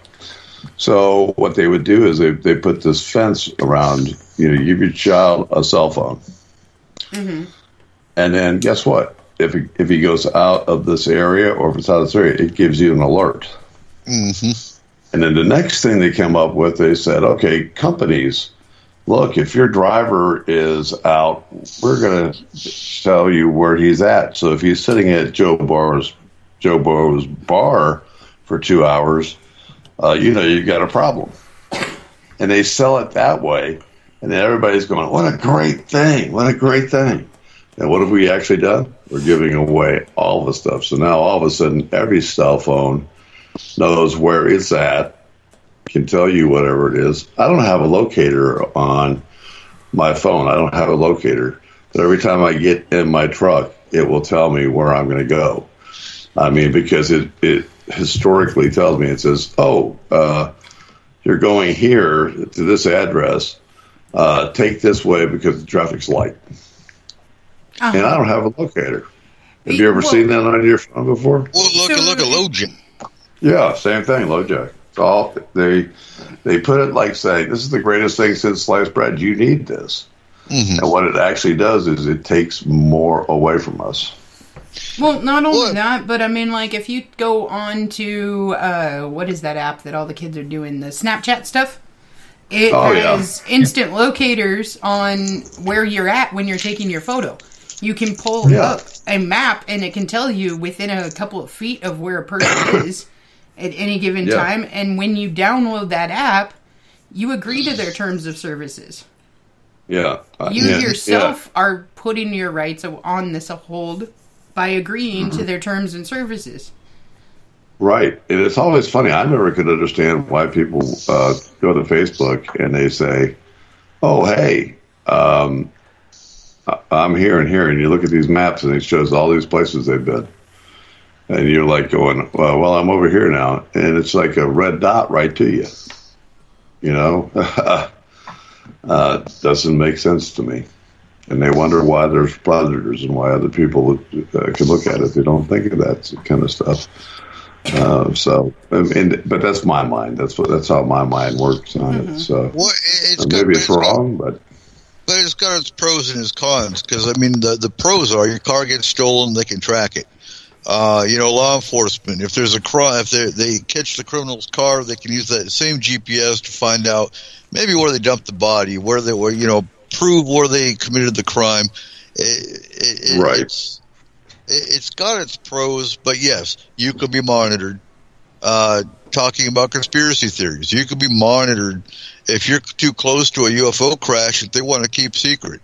So, yeah, it's got its pros and its cons. Mm-hmm. But It's a matter of whether they use it right or not.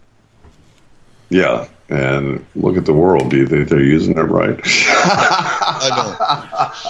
Well, I don't. It's just like that's all I think. It's just like the targeted marketing. If you notice, if you're talking about an item that you're wanting to buy, let's say you go, oh, you're talking about greenhouses. You're saying, hey, I'd love to go get a greenhouse, greenhouses. Well, then you go onto your Facebook feed or you go onto your news feed or whatever feed you're looking at, and the advertisement that comes up is about greenhouses. Oh, yeah. This is not only a ploy from different agencies, it's also a marketing ploy, and a huge one. Well, it's just like, it's everybody, I'm going to call it Kroger's. I know you don't have Kroger, you have Costco's and everything else out there. But, they always give you these discount cards, right? And you even scan, they ask you to, if you have your card, I'll scan it for you. You don't get anything out of it, but what they do is they get an idea of what people are buying. And they know exactly what you buy. Right. Yep. You have a history of buying all these things. They know what you're eating. They know what they're doing. And today in the grocery stores, which floor me, I still haven't figured it out yet, and I think we've talked about it before, but since it's on my mind, I'm going to just let it out. Why are the shelves empty still? Yeah. There's certain things that are missing. They're forcing you to buy other stuff. They're forcing you to be without certain things because we still have transportation running around. All these places ought to be full of stuff. I'm sorry, it doesn't add up. Arnold, when's the last time you've been to a store? What's that? I'm back. I just had to go out and check the Seahawks game. Oh, we're winning? No, 34-34. Oh my gosh! Let's not talk about this yet. What was that about a second half team? Ooh. Get out. Okay. Yeah. We're still going to win. Have you noticed down south are the stores empty down in Olympia, Tacoma, where you're at? Not really. No. Huh. Wow. They're empty here. Oh no, not empty. Yeah. They're not completely empty. No. Oh, there's shelves that are not. Try to go buy certain things, and they're empty. It's like Coke products. But they got plenty of toilet paper. Oh yeah. Every store I've been in, it's the Safeways, the Walmarts, the Big Lots, the other stores. Have all of a sudden they're fully stocked pretty much on stuff.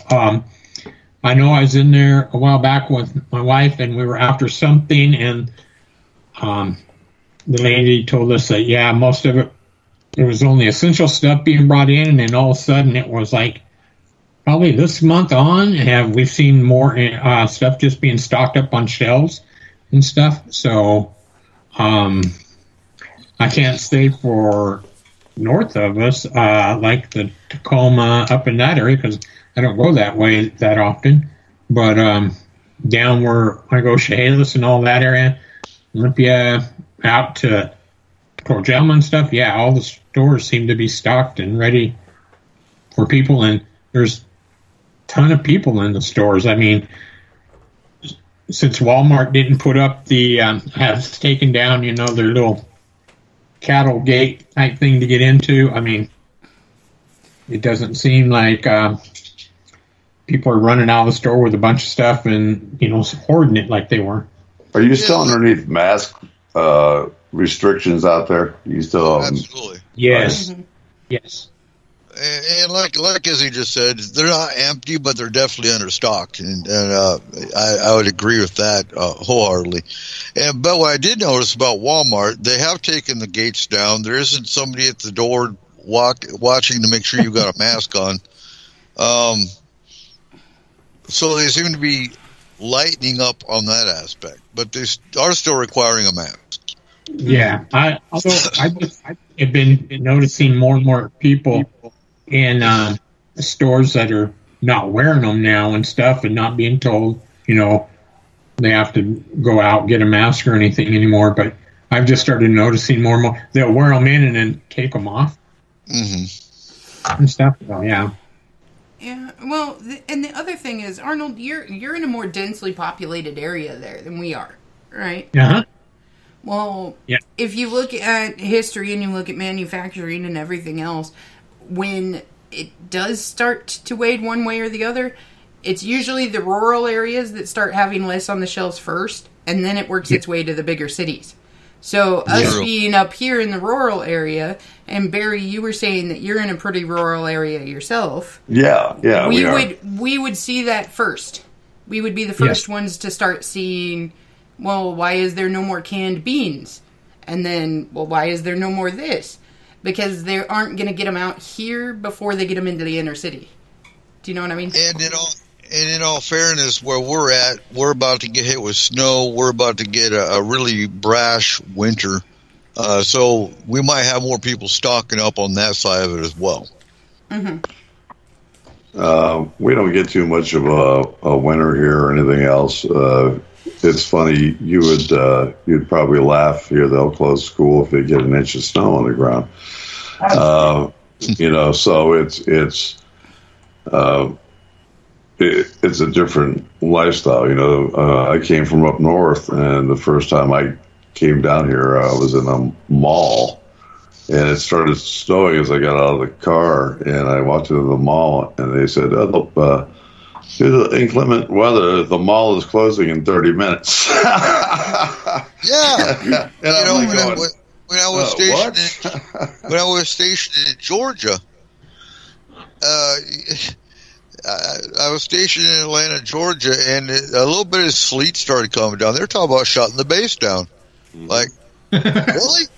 Yeah. We're shutting the base down over a little bit of sleet? It's not even sticking? Yeah, it might start sticking. Like, oh my God. But, in all fairness, people in Georgia can't drive in hot, sunny weather, let alone in a little bit of sleet, so I can see it. Right. Yeah, I get you on that one.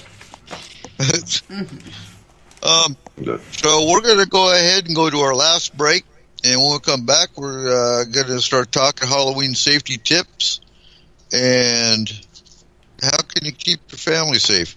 And in closing, too, for the second hour, I do want to say what I've noticed is a lot of stores have changed.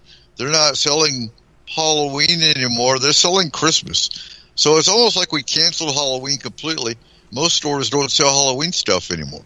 See it here, too. I mean, it's like going, what are we doing with Christmas stuff in the aisles? It's October. By the time you get done with your, by the time you buy your Christmas stuff, it's going to be bad by Christmas time.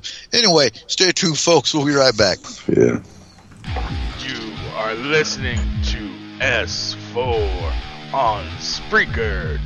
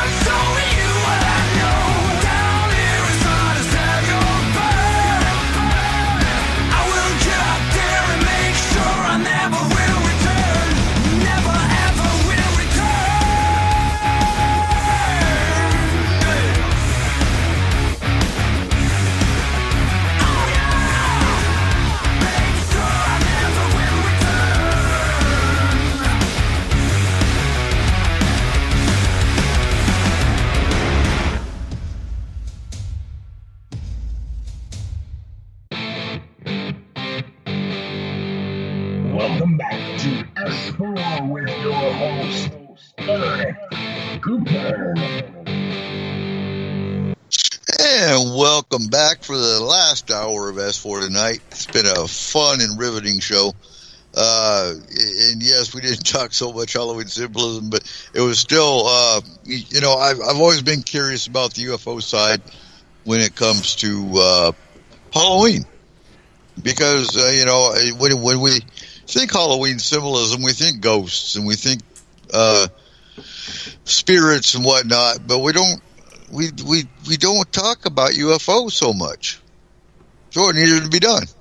Yeah, it does. And what's funny is anymore, have you noticed that we even talk about Halloween costumes? You see more aliens at Halloween now. Yeah, I'm sorry. I don't want to be an alien. It just gives them, what happened is all the spooks were being able to walk around with, and all of the other things that are horrifying are now able to walk around. So aliens needed to walk around, so they started putting costumes out for them. Can you see a gray walking around going, oh, you look like that. What the hell is that? This kid wants to be the next inductee. Okay. Right. Exactly. Exactly. Yeah, I can go up to that house and get some candy. I don't have to do the. Don't have to come in through the wall. I can walk to the door and ring the doorbell and go, hi. Right. All right. So, what are some of the Halloween safety tips we should discuss tonight? Because Halloween is next Saturday.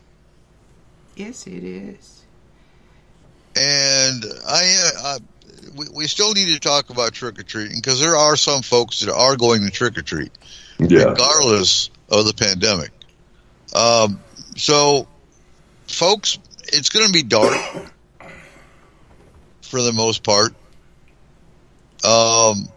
Make sure you're I'm going to say make sure you're going with your kids. Yes. That's an important part right there. Your kids should never be alone. This is not just the time kids run out and get candy. This is the time where you're going to have traffickers out. You're going to have pedophiles out. This is their trick-or-treating time, too. Not to sound crass, but it is what it is. This is where kids do they do disappear at Halloween time. They do. And it's just a sad reality of our world. Even more so today. But, I don't know what age to tell you that you can stop letting your kids out or you stop going with your kids. Each kid's different. Your kids better than anybody. So if they're 14, but they still have a mentality of a 5-year-old, obviously probably not. Use your own common sense and your own judgment. Well, I would say that for this year, just because of the fact that we don't really know what's going to happen this year and what's going on this year with people, I would go out no matter what age you think your kids are with them. Agree. Personally. Yeah, I would too. I get seen as overly paranoid, so my judgment's probably not the best judgment to go with, but I agree. And I was reading some places are actually on curfew. Not here, not locally, but just looking at some of the emails I get, looking at some of the posts I get. So some countries and even some states in the United States are going into a more of a lockdown mode. Mm-hmm. And definitely I would follow your local area's restrictions and times and everything else too. Make sure that you know whether or not you're in one of the areas that they don't want you out after a specific time or any of that. The last thing you want is to get arrested or to get in trouble or a fine or something on Halloween. What areas have said that they're doing curfews? Down here, it's all the time. Back a few years ago, they changed the way that they changed the time where you spring back and spring forward. And it used to always happen before Halloween. Now it happens the first week in November. And so you have more daylight. And what they do now is they set up the time where Halloween is like now from 5 till 7. And it's still actually daylight. And that's the only time that you can do it. It starts getting to be dusk at around 7 at this time out here, but that's what they're always saying. They're always lowering that time that you're out there, and it's happened for the last few years. So we're not going out in the dark anymore. You see more trick-or-treaters out before the COVID during the daytime, because all little kids and the parents and everything else are taking them around during the day, during that daylight time when they set it up. And you don't have it at 9 o'clock at night or 10 o'clock at night curfews that we used to, or none at all, where you're out all night long. And as long as the porch light was on, you were able to go up to a house and hit it. Now it's like, turn your light off, turn it on. Yeah, and it's off at the time. Right, and Cole, as far as specifically today, I believe I don't remember. It was a brief pop-up that popped up in the news. I believe it's in the Midwest that they are actually going into more of a lockdown. That's insane. Friend. Yet bars are allowed to be open. Like, that's the stupid. Yep. Bars are allowed to be open. That's the stupid part. Well, yeah, right. You know, I'm going to say with a lot of these restrictions, there are certain things that just absolutely don't make sense in my head as to why one thing would be allowed and the other would not be. There's a lot of things that aren't really adding up there.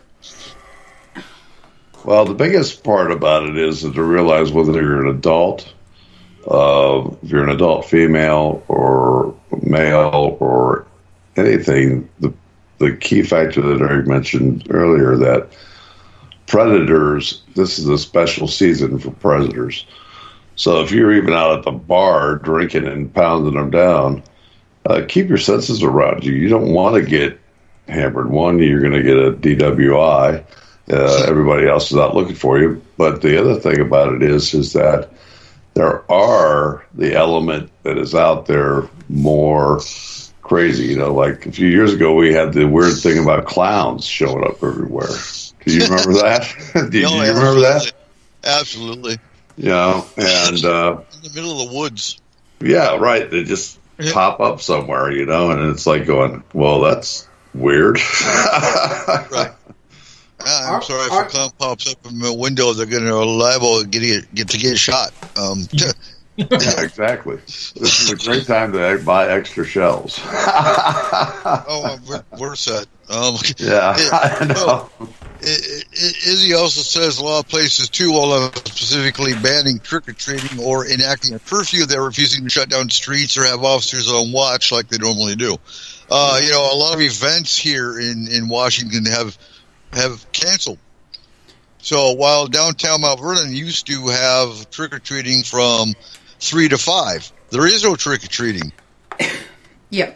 So, you know, the city and the state events, the county events, there are none. So while there might be a trunk-or-treat in Concrete, it is not endorsed or supported by the city or the town, but by individuals. Mm-hmm. Right. You know, so when it comes down to it, make sure you're with your kids regardless of their age. I would agree with that wholeheartedly.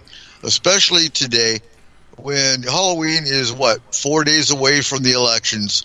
We have no idea what's going to happen on the elections. No idea whatsoever. There's a lot of threats out there that are not normal for our normal Halloween. You're right. You know, if you're out at night, make sure you're well lit.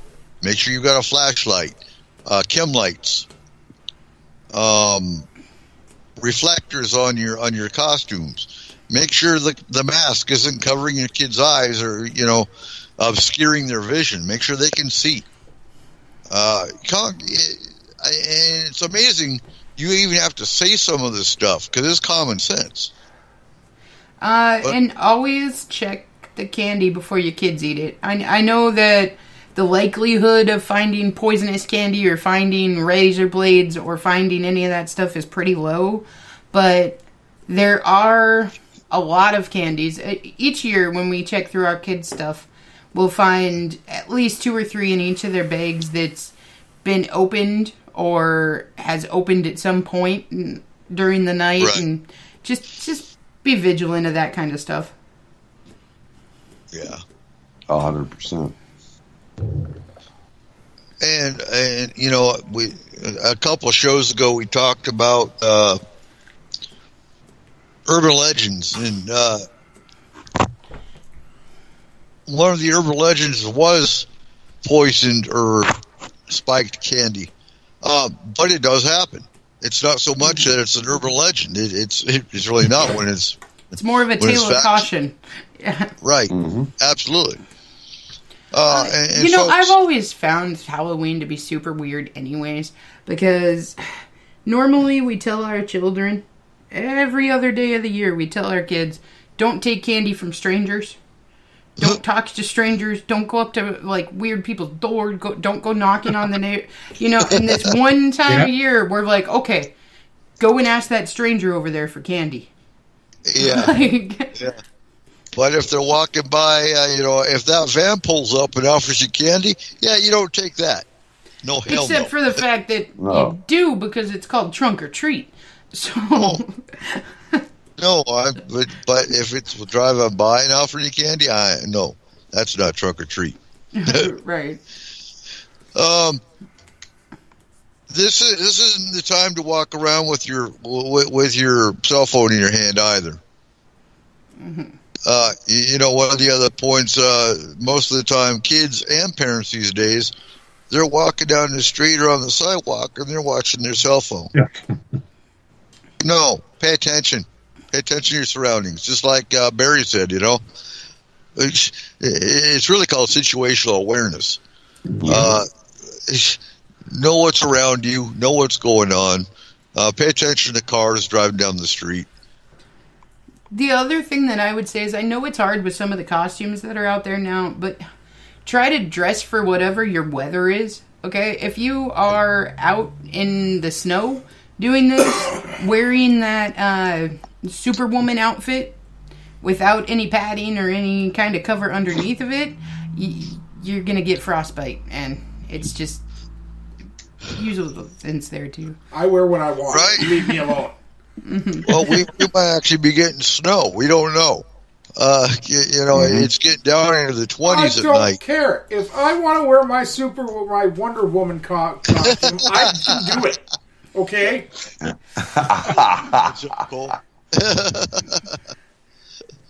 Oh, I'm going to go as a witch. I'll bring the wood. I'll be wearing blue jeans and a sweatshirt. There you go. That's right. All right, I'm going as a rake. Oh, God. How did I know that, Carl? Right? Yeah, no joke. I'm going to go as a fat guy this year. Okay. Yeah. That's blue jeans and a sweatshirt, too, isn't it? Nope. Shorts and a t-shirt.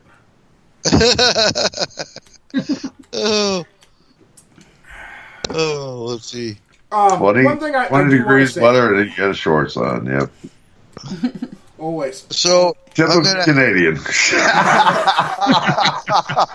I am going to add, if you are driving, you are the one that needs to be watching for the reflective costumes. And, well, maybe dark costumes that, they don't have the common sense to put flashlights or chem lights or, this is the night, regardless, that there might still be kids out.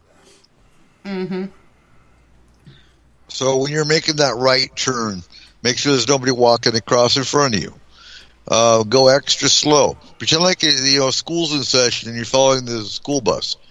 But that doesn't apply to some people apparently, because some people still pass school buses. But common sense. And there are a lot of different services out there, so please don't drink and drive. Call somebody. Call a cab. Call your friend. Whatever. Right? And if a house is dark, that generally has always meant that they're not giving out candy. Right. Don't go knock on that door. But no, you might want to stay away from that door, because some of those houses might actually be quarantined. On that note, what's that?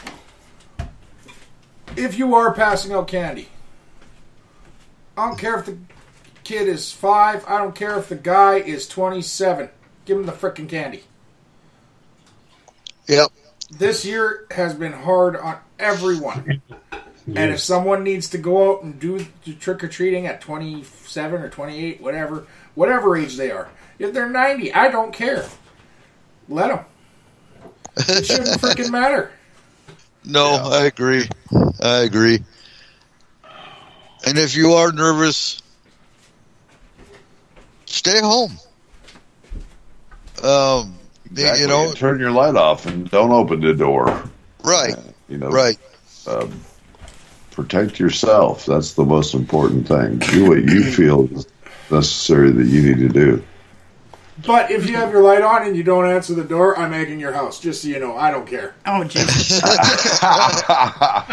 Now, you also got to remember this year to not judge people for not passing out candy. There are certain people that are very afraid of this virus and do not want to get it and have decided not to, and that should also be their choice to do. Absolutely. But turn off your porch. Exactly. Mm-hmm. And can't just leave that crap on. Right.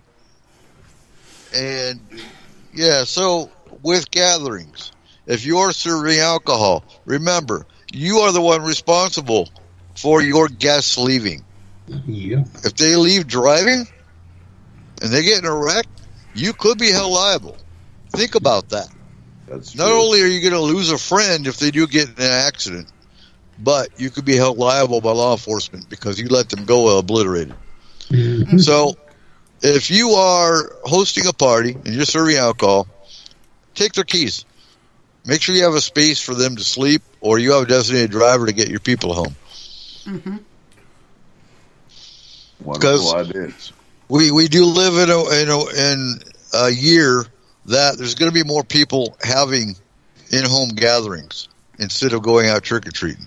I would hope if you have a bunch of kids and you're having a party, you're not serving alcohol anyway, but the adults might oblige. So there's that. I do think you're going to have more people that are actually doing in-home gatherings versus trick-or-treating anyway. Just the safety aspect of it. Mm-hmm. But, like Kayla said earlier, check with your own community guidelines. Every country, not all countries actually celebrate Halloween. I know Germany does. I know, obviously, Ireland does in their own way. And actually, it was kind of cool in Germany. They actually had the old pagan bonfires still. Mm-hmm. Right. And that's old Samhain. And and I'll say this too, is that just because you can't maybe do what you normally do on Halloween doesn't mean that you can't go down to the store, grab some candy, some popcorn, maybe watch some scary movies with your kids. I mean, there's still tons of things that you can do and tons of memories that you can have and things that you can set up for them to do so that everybody has a good, happy, and safe Halloween. There's no point. You can't watch The Great Pumpkin. Screw life. I don't know of too many pumpkin patches that made it. We have a few. So No, the Great Pumpkin's probably pissed off right now. You can't watch The Great Pumpkin this year unless you have Apple. Yeah, unless you have iMovies or whatever They bought the exclusive rights to Charlie Brown. Oh no, go on YouTube. It'll be taken off soon. Seriously. Oh. They're really good at that stuff. Yeah. That sucks.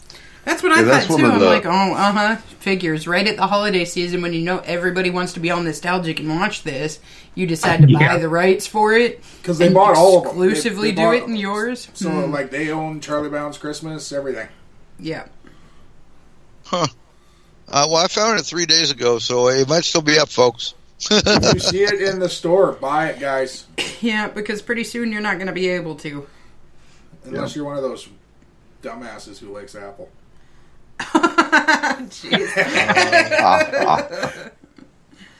I'll show you a Steve Jobs. Oh, it made me want to go out and buy like 900 turtlenecks. That guy's awesome. What? 900 turtlenecks. I don't wear turtlenecks. Well, then you're not like cool like Steve Jobs. Oh. And I would suggest staying away from the cemeteries and the graveyards. They do have closures on them. Don't be out there trying to paranormal investigate on a night that is. You're going to have a lot of different people out there, and they do protect the graveyards more during that time of the year.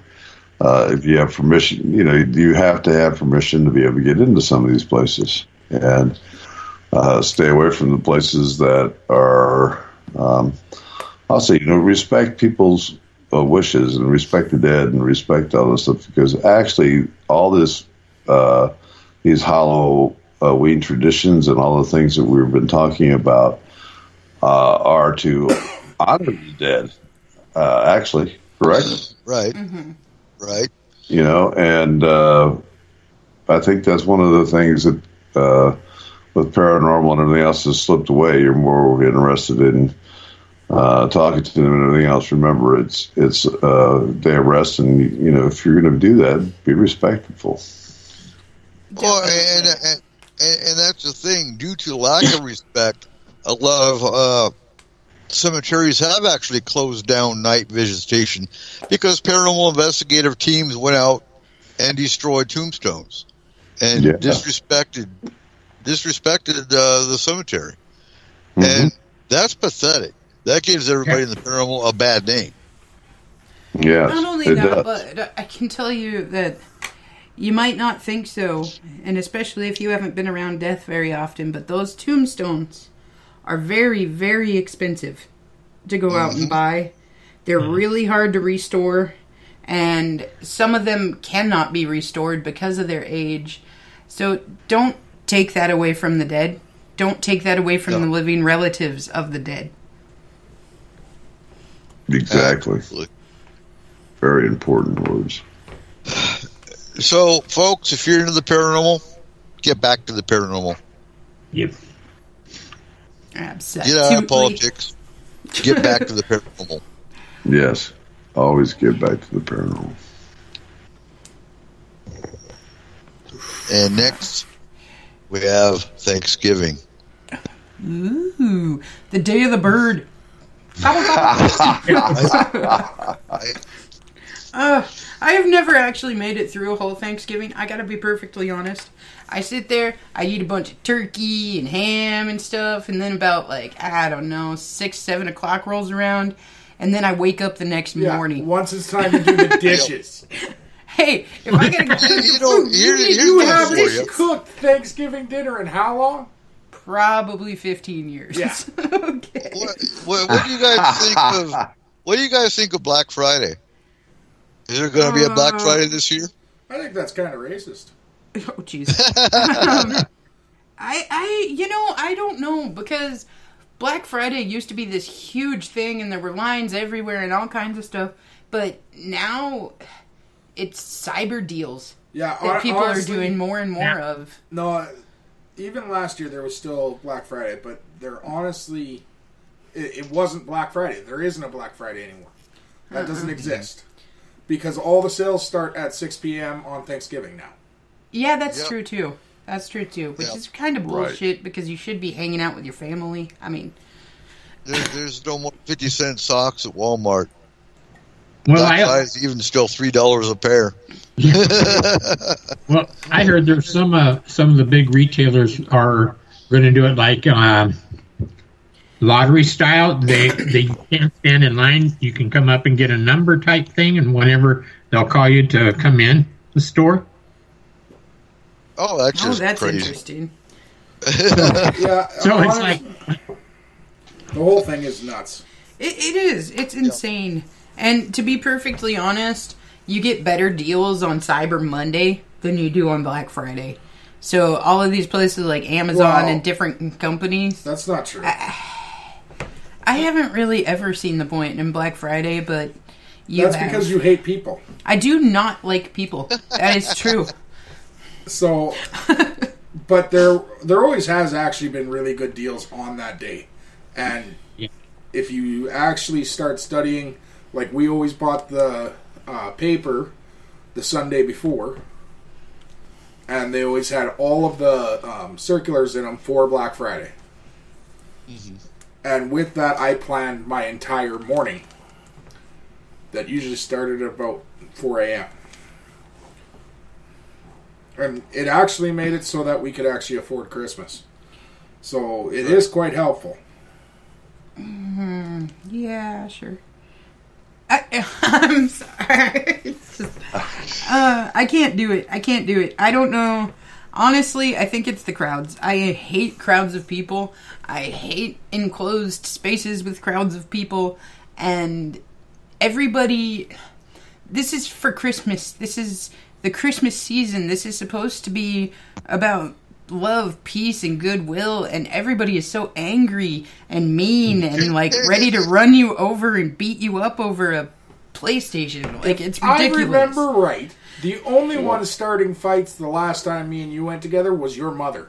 Okay, that is true, but my mother is not the best example of peace and goodwill. Okay. Well, you know, it's funny that, some of the empaths and the people that are very empathic, they pick up on the negative energy. And it's like going, Walmarts and some of these places are so negative during those times that I hate to be there. They drain you. It's like going, oh my gosh, get me out of here. I can't stand it because of the energy levels that are involved during those times. And it's been worse this year than any time, and so it's like one of the places that I'm not going to be out in a crowd hanging out because of the fact that you feel all that stuff. And it takes a toll on you. It does take a toll on you. Yeah, I get like, I don't know if it would be called panic attacks, or I get really like, I can't stand being in certain stores at certain times. And sometimes it doesn't matter if I'm in the middle of I have to get this or whatever. I can walk into a store sometimes and it's like I feel claustrophobic and I'm like, nope, you know what? I'm going to go. I don't even care what I need to get. I will stop somewhere else. And the worst one, the absolute worst one for that is Walmart and Costco. Those two stores just, I don't know what it is about them, but I hate going in there. They have more shoppers than those two. Yeah, and Walmart says they're going to start their sales November 4th. Oh, jeez. Huh. Wow. I guess. Yeah. And like I said, it will be watching all the Christmas stuff go up in the next week. So it's already up over here. Yeah, I mean, you got aisles and aisles open up, and you're going to see the inflatables and everything else coming at your Lowe's and everything else. Because I saw them in Lowe's, and next thing you know, all the lawnmowers and everything else seem to disappear, and then these aisleways start getting ready to be able to put in Christmas stuff. So it's crazy times because that's they're going to hit us hard this year with that. It's really sad when you go into a store and you hear the people working in the store say, "What do? forgot Halloween and Thanksgiving and putting up Christmas, because that's what they were doing about the 1st of October or so out here, down in the Olympia area. Yeah. Mm-hmm. Well, you know, it's slowly been like that for years, and it's getting worse and worse with every passing year, is we completely skip over Thanksgiving now. Like, it started like a good 10 years or so ago, where it went from like 2 aisles down to 1 aisle, down to a section in an aisle, and now you're lucky to get an end cap of Thanksgiving stuff.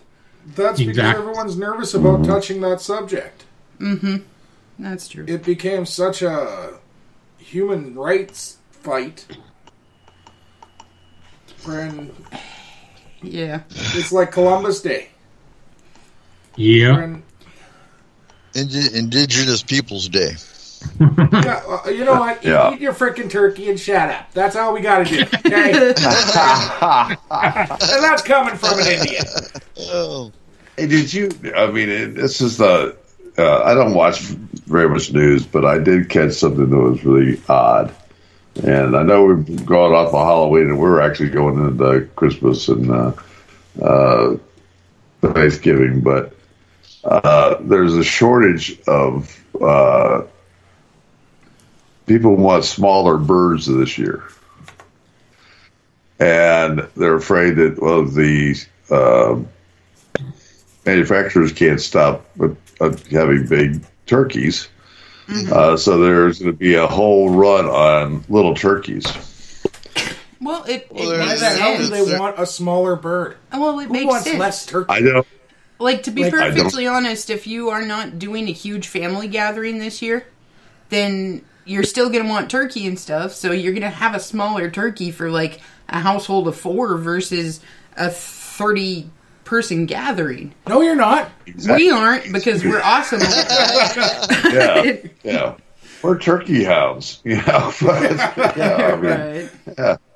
So I'll eat turkey for a week after Thanksgiving. It doesn't matter to be to me. I like perfectly turkey. honest, if you're a family of 2 or 3 or something like that, and you are worried about getting a smaller turkey, there's this thing called a chicken. Okay? Yeah. I was going to say pigeon, but okay. It is specifically built for about that many people. Isn't it illegal to eat a pigeon?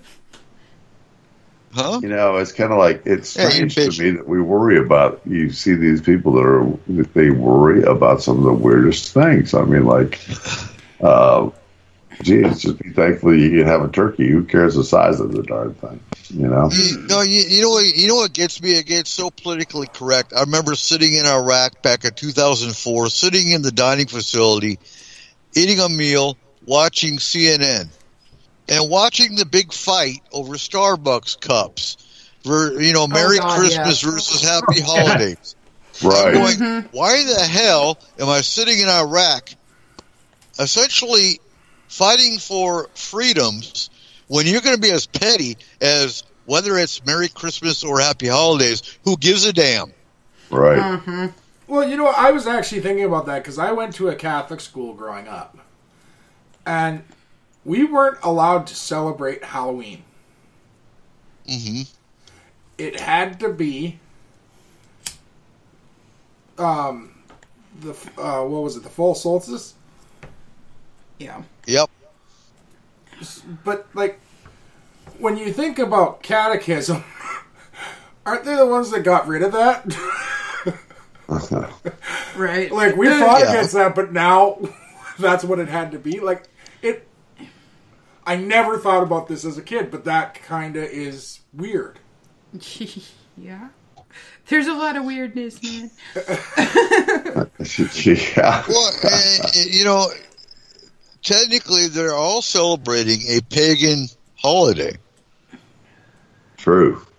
Yeah. And, when you have one church that changes it to a fall festival, and another church that attacks that church for having a fall festival. I mean, really? Isn't it any more about the kids? Yeah. No.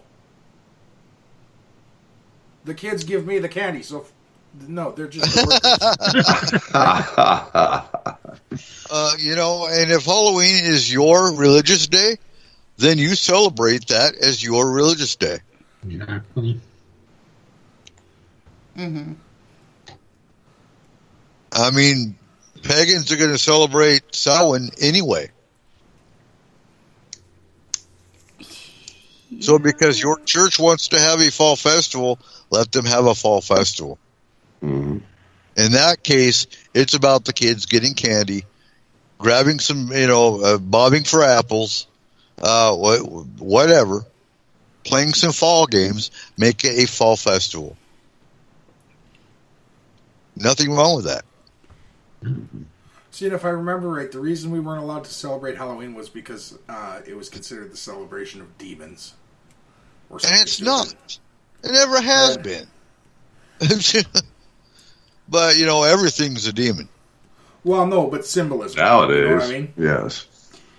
Well, I mean, and like I said, you can trace back every festival, every holiday, everything that we do like that to an earlier version of what created it and what another culture took on and move all the way up. Because, like, back in ancient Sumeria, around this time of year, they had the crone, and it was all about praying to the goddesses for protection over us during this time of year. So, I mean, absolutely. And then it moved on from there, and it developed into different types of paganism, different types of Scottish and Celtic lore, everything from there. So, yeah. And that's a can of worms that we're not going to open tonight. Oh, so next week, for sure. So next week we are talking Day of the Dead. We are talking about again, it's still going to be kind of Halloweeny, but more Day of the Dead and All Saints Day, and where that came from. And huh? Don't call me a weenie, you weenie. Yeah, you are not a weenie. You're a Halloweenie. All Saints Day and the Day of the Dead are special days, and one of the great things. I love sugar skulls, and I've collected a lot of sugar skulls and have them in the house and everything else, and I just think they're awesomely cool,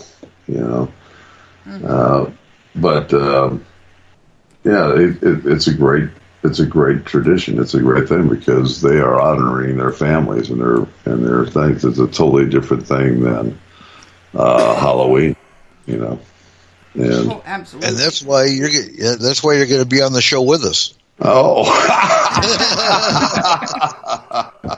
well, thank you. Of course. Be glad to. But yeah, it's just it's a great a day, and all of the religions, and again, we'll talk about the veil coming because at that time we'll be through Halloween, and I'm spending this Halloween again as I have every weekend. We'll be at the Idean Hall Museum doing novice stunts, and it's amazing how much weird or odd things actually happen. So it's great because you get to see. You need to try. You need to try setting up a dumb supper. That would be an interesting thing. And see what happens. We could do that. I'll tell you what. We will. I think I might be able to go along with that because when I was younger, I've always heard about the old folklore from West Virginia, the Appalachians, about them doing dumb suppers during this time of the year. Mm-hmm. Try doing that and record it and see how your spirits react with a dumb supper, because you're talking some very old spirits in the area that you're set up your tours. Mm-hmm. So I'd be curious if they actually are surprised by that. Yeah, that'd be interesting because that was a very big part of of their day, because it was always talked about, especially during Halloween. Mm-hmm. Interesting. That would be an interesting experiment. Now, if I'm a ghost and I'm appearing on your show next week, you know why. Oh no. So we're going to wrap it up just a few minutes early. Where do we find Into the Fire, Barry? Right now, you changed servers now. Yeah, we changed our venue. We're on Para House, which is that's on Facebook. We are live on Facebook and also on YouTube at the Para House TV YouTube / Para House TV. We've got the podcast, so now people can really be sickened by watching me all night long. That's more fun. And see us and our guests, and it's different. And Para House is also broadcasted live on Facebook, so you can go to Facebook and watch it. It's on Tuesday nights at 6 o'clock Pacific time, 8 p.m. Central Time, and 9 p.m. Eastern Standard Time. And this week we're going to, interesting paranormal team, we're going to do some good things. It's they're actually spending 2 days at Ottingen Hall this weekend, and then we're going to talk about their experiences there, and then we're going to go into, they're called S-4 Paranormal, and they are a team of first responders, and we're going to be talking about how they got involved in it because of all the experiences that first responders have with the paranormal. So that's where we're going to be taking the show. And I think it's going to be pretty good because there's so many great first responder paranormal first-hand things because they're right there with it. Absolutely, from fire departments and police. You know, it's funny you mentioned that because I actually have reports from Police One and Fire One that both did segments just on paranormal experiences from law enforcement and fire department and EMS, and it happens a lot because with law enforcement, they respond to violent occurrences, and a lot of malevolent entities are drawn to violent occurrences or cause them. So it would make sense that they would experience that. Yes, and plus they're right there, and when they're giving responders, even to the people who have just passed, or they have a heart attack, or they're there and people die, or they're in, they also respond to a lot to the senior homes and nursing homes and so forth, and the experiences that they have there and seeing those things. And we've had some weird experiences, even myself, coming up on an accident and seeing things that have that are quite odd. But they're first there. They get to see it. If someone passes in front of you, they're the ones that experience that paranormal activity. So, I think it's going to be fun. It sounds like it. So with that, folks, don't forget, we also have Upriver Counter Chaos. It's heard on KSVU.org every Wednesday from 3 to 4 p.m. And S4 is heard on KSVU.org also every Saturday night from 10 to 12 p.m. So if you want to hear back shows and recorded shows for Counter Chaos, go to KSVU.org. So with that, folks, have a safe week. Have a great Halloween, and we'll see you next week. And with that, remember, keep your eyes to the skies. Ladies and gentlemen, thank you for joining us tonight on S4, the official voice of Forest Moon Paranormal.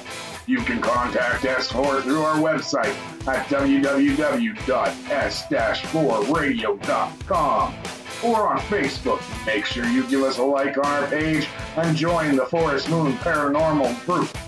If you are interested in advertising, take a look at our packages and contact Cole or Eric at 1-360-999-2830. Again, thank you. And remember, keep your eyes to the sky.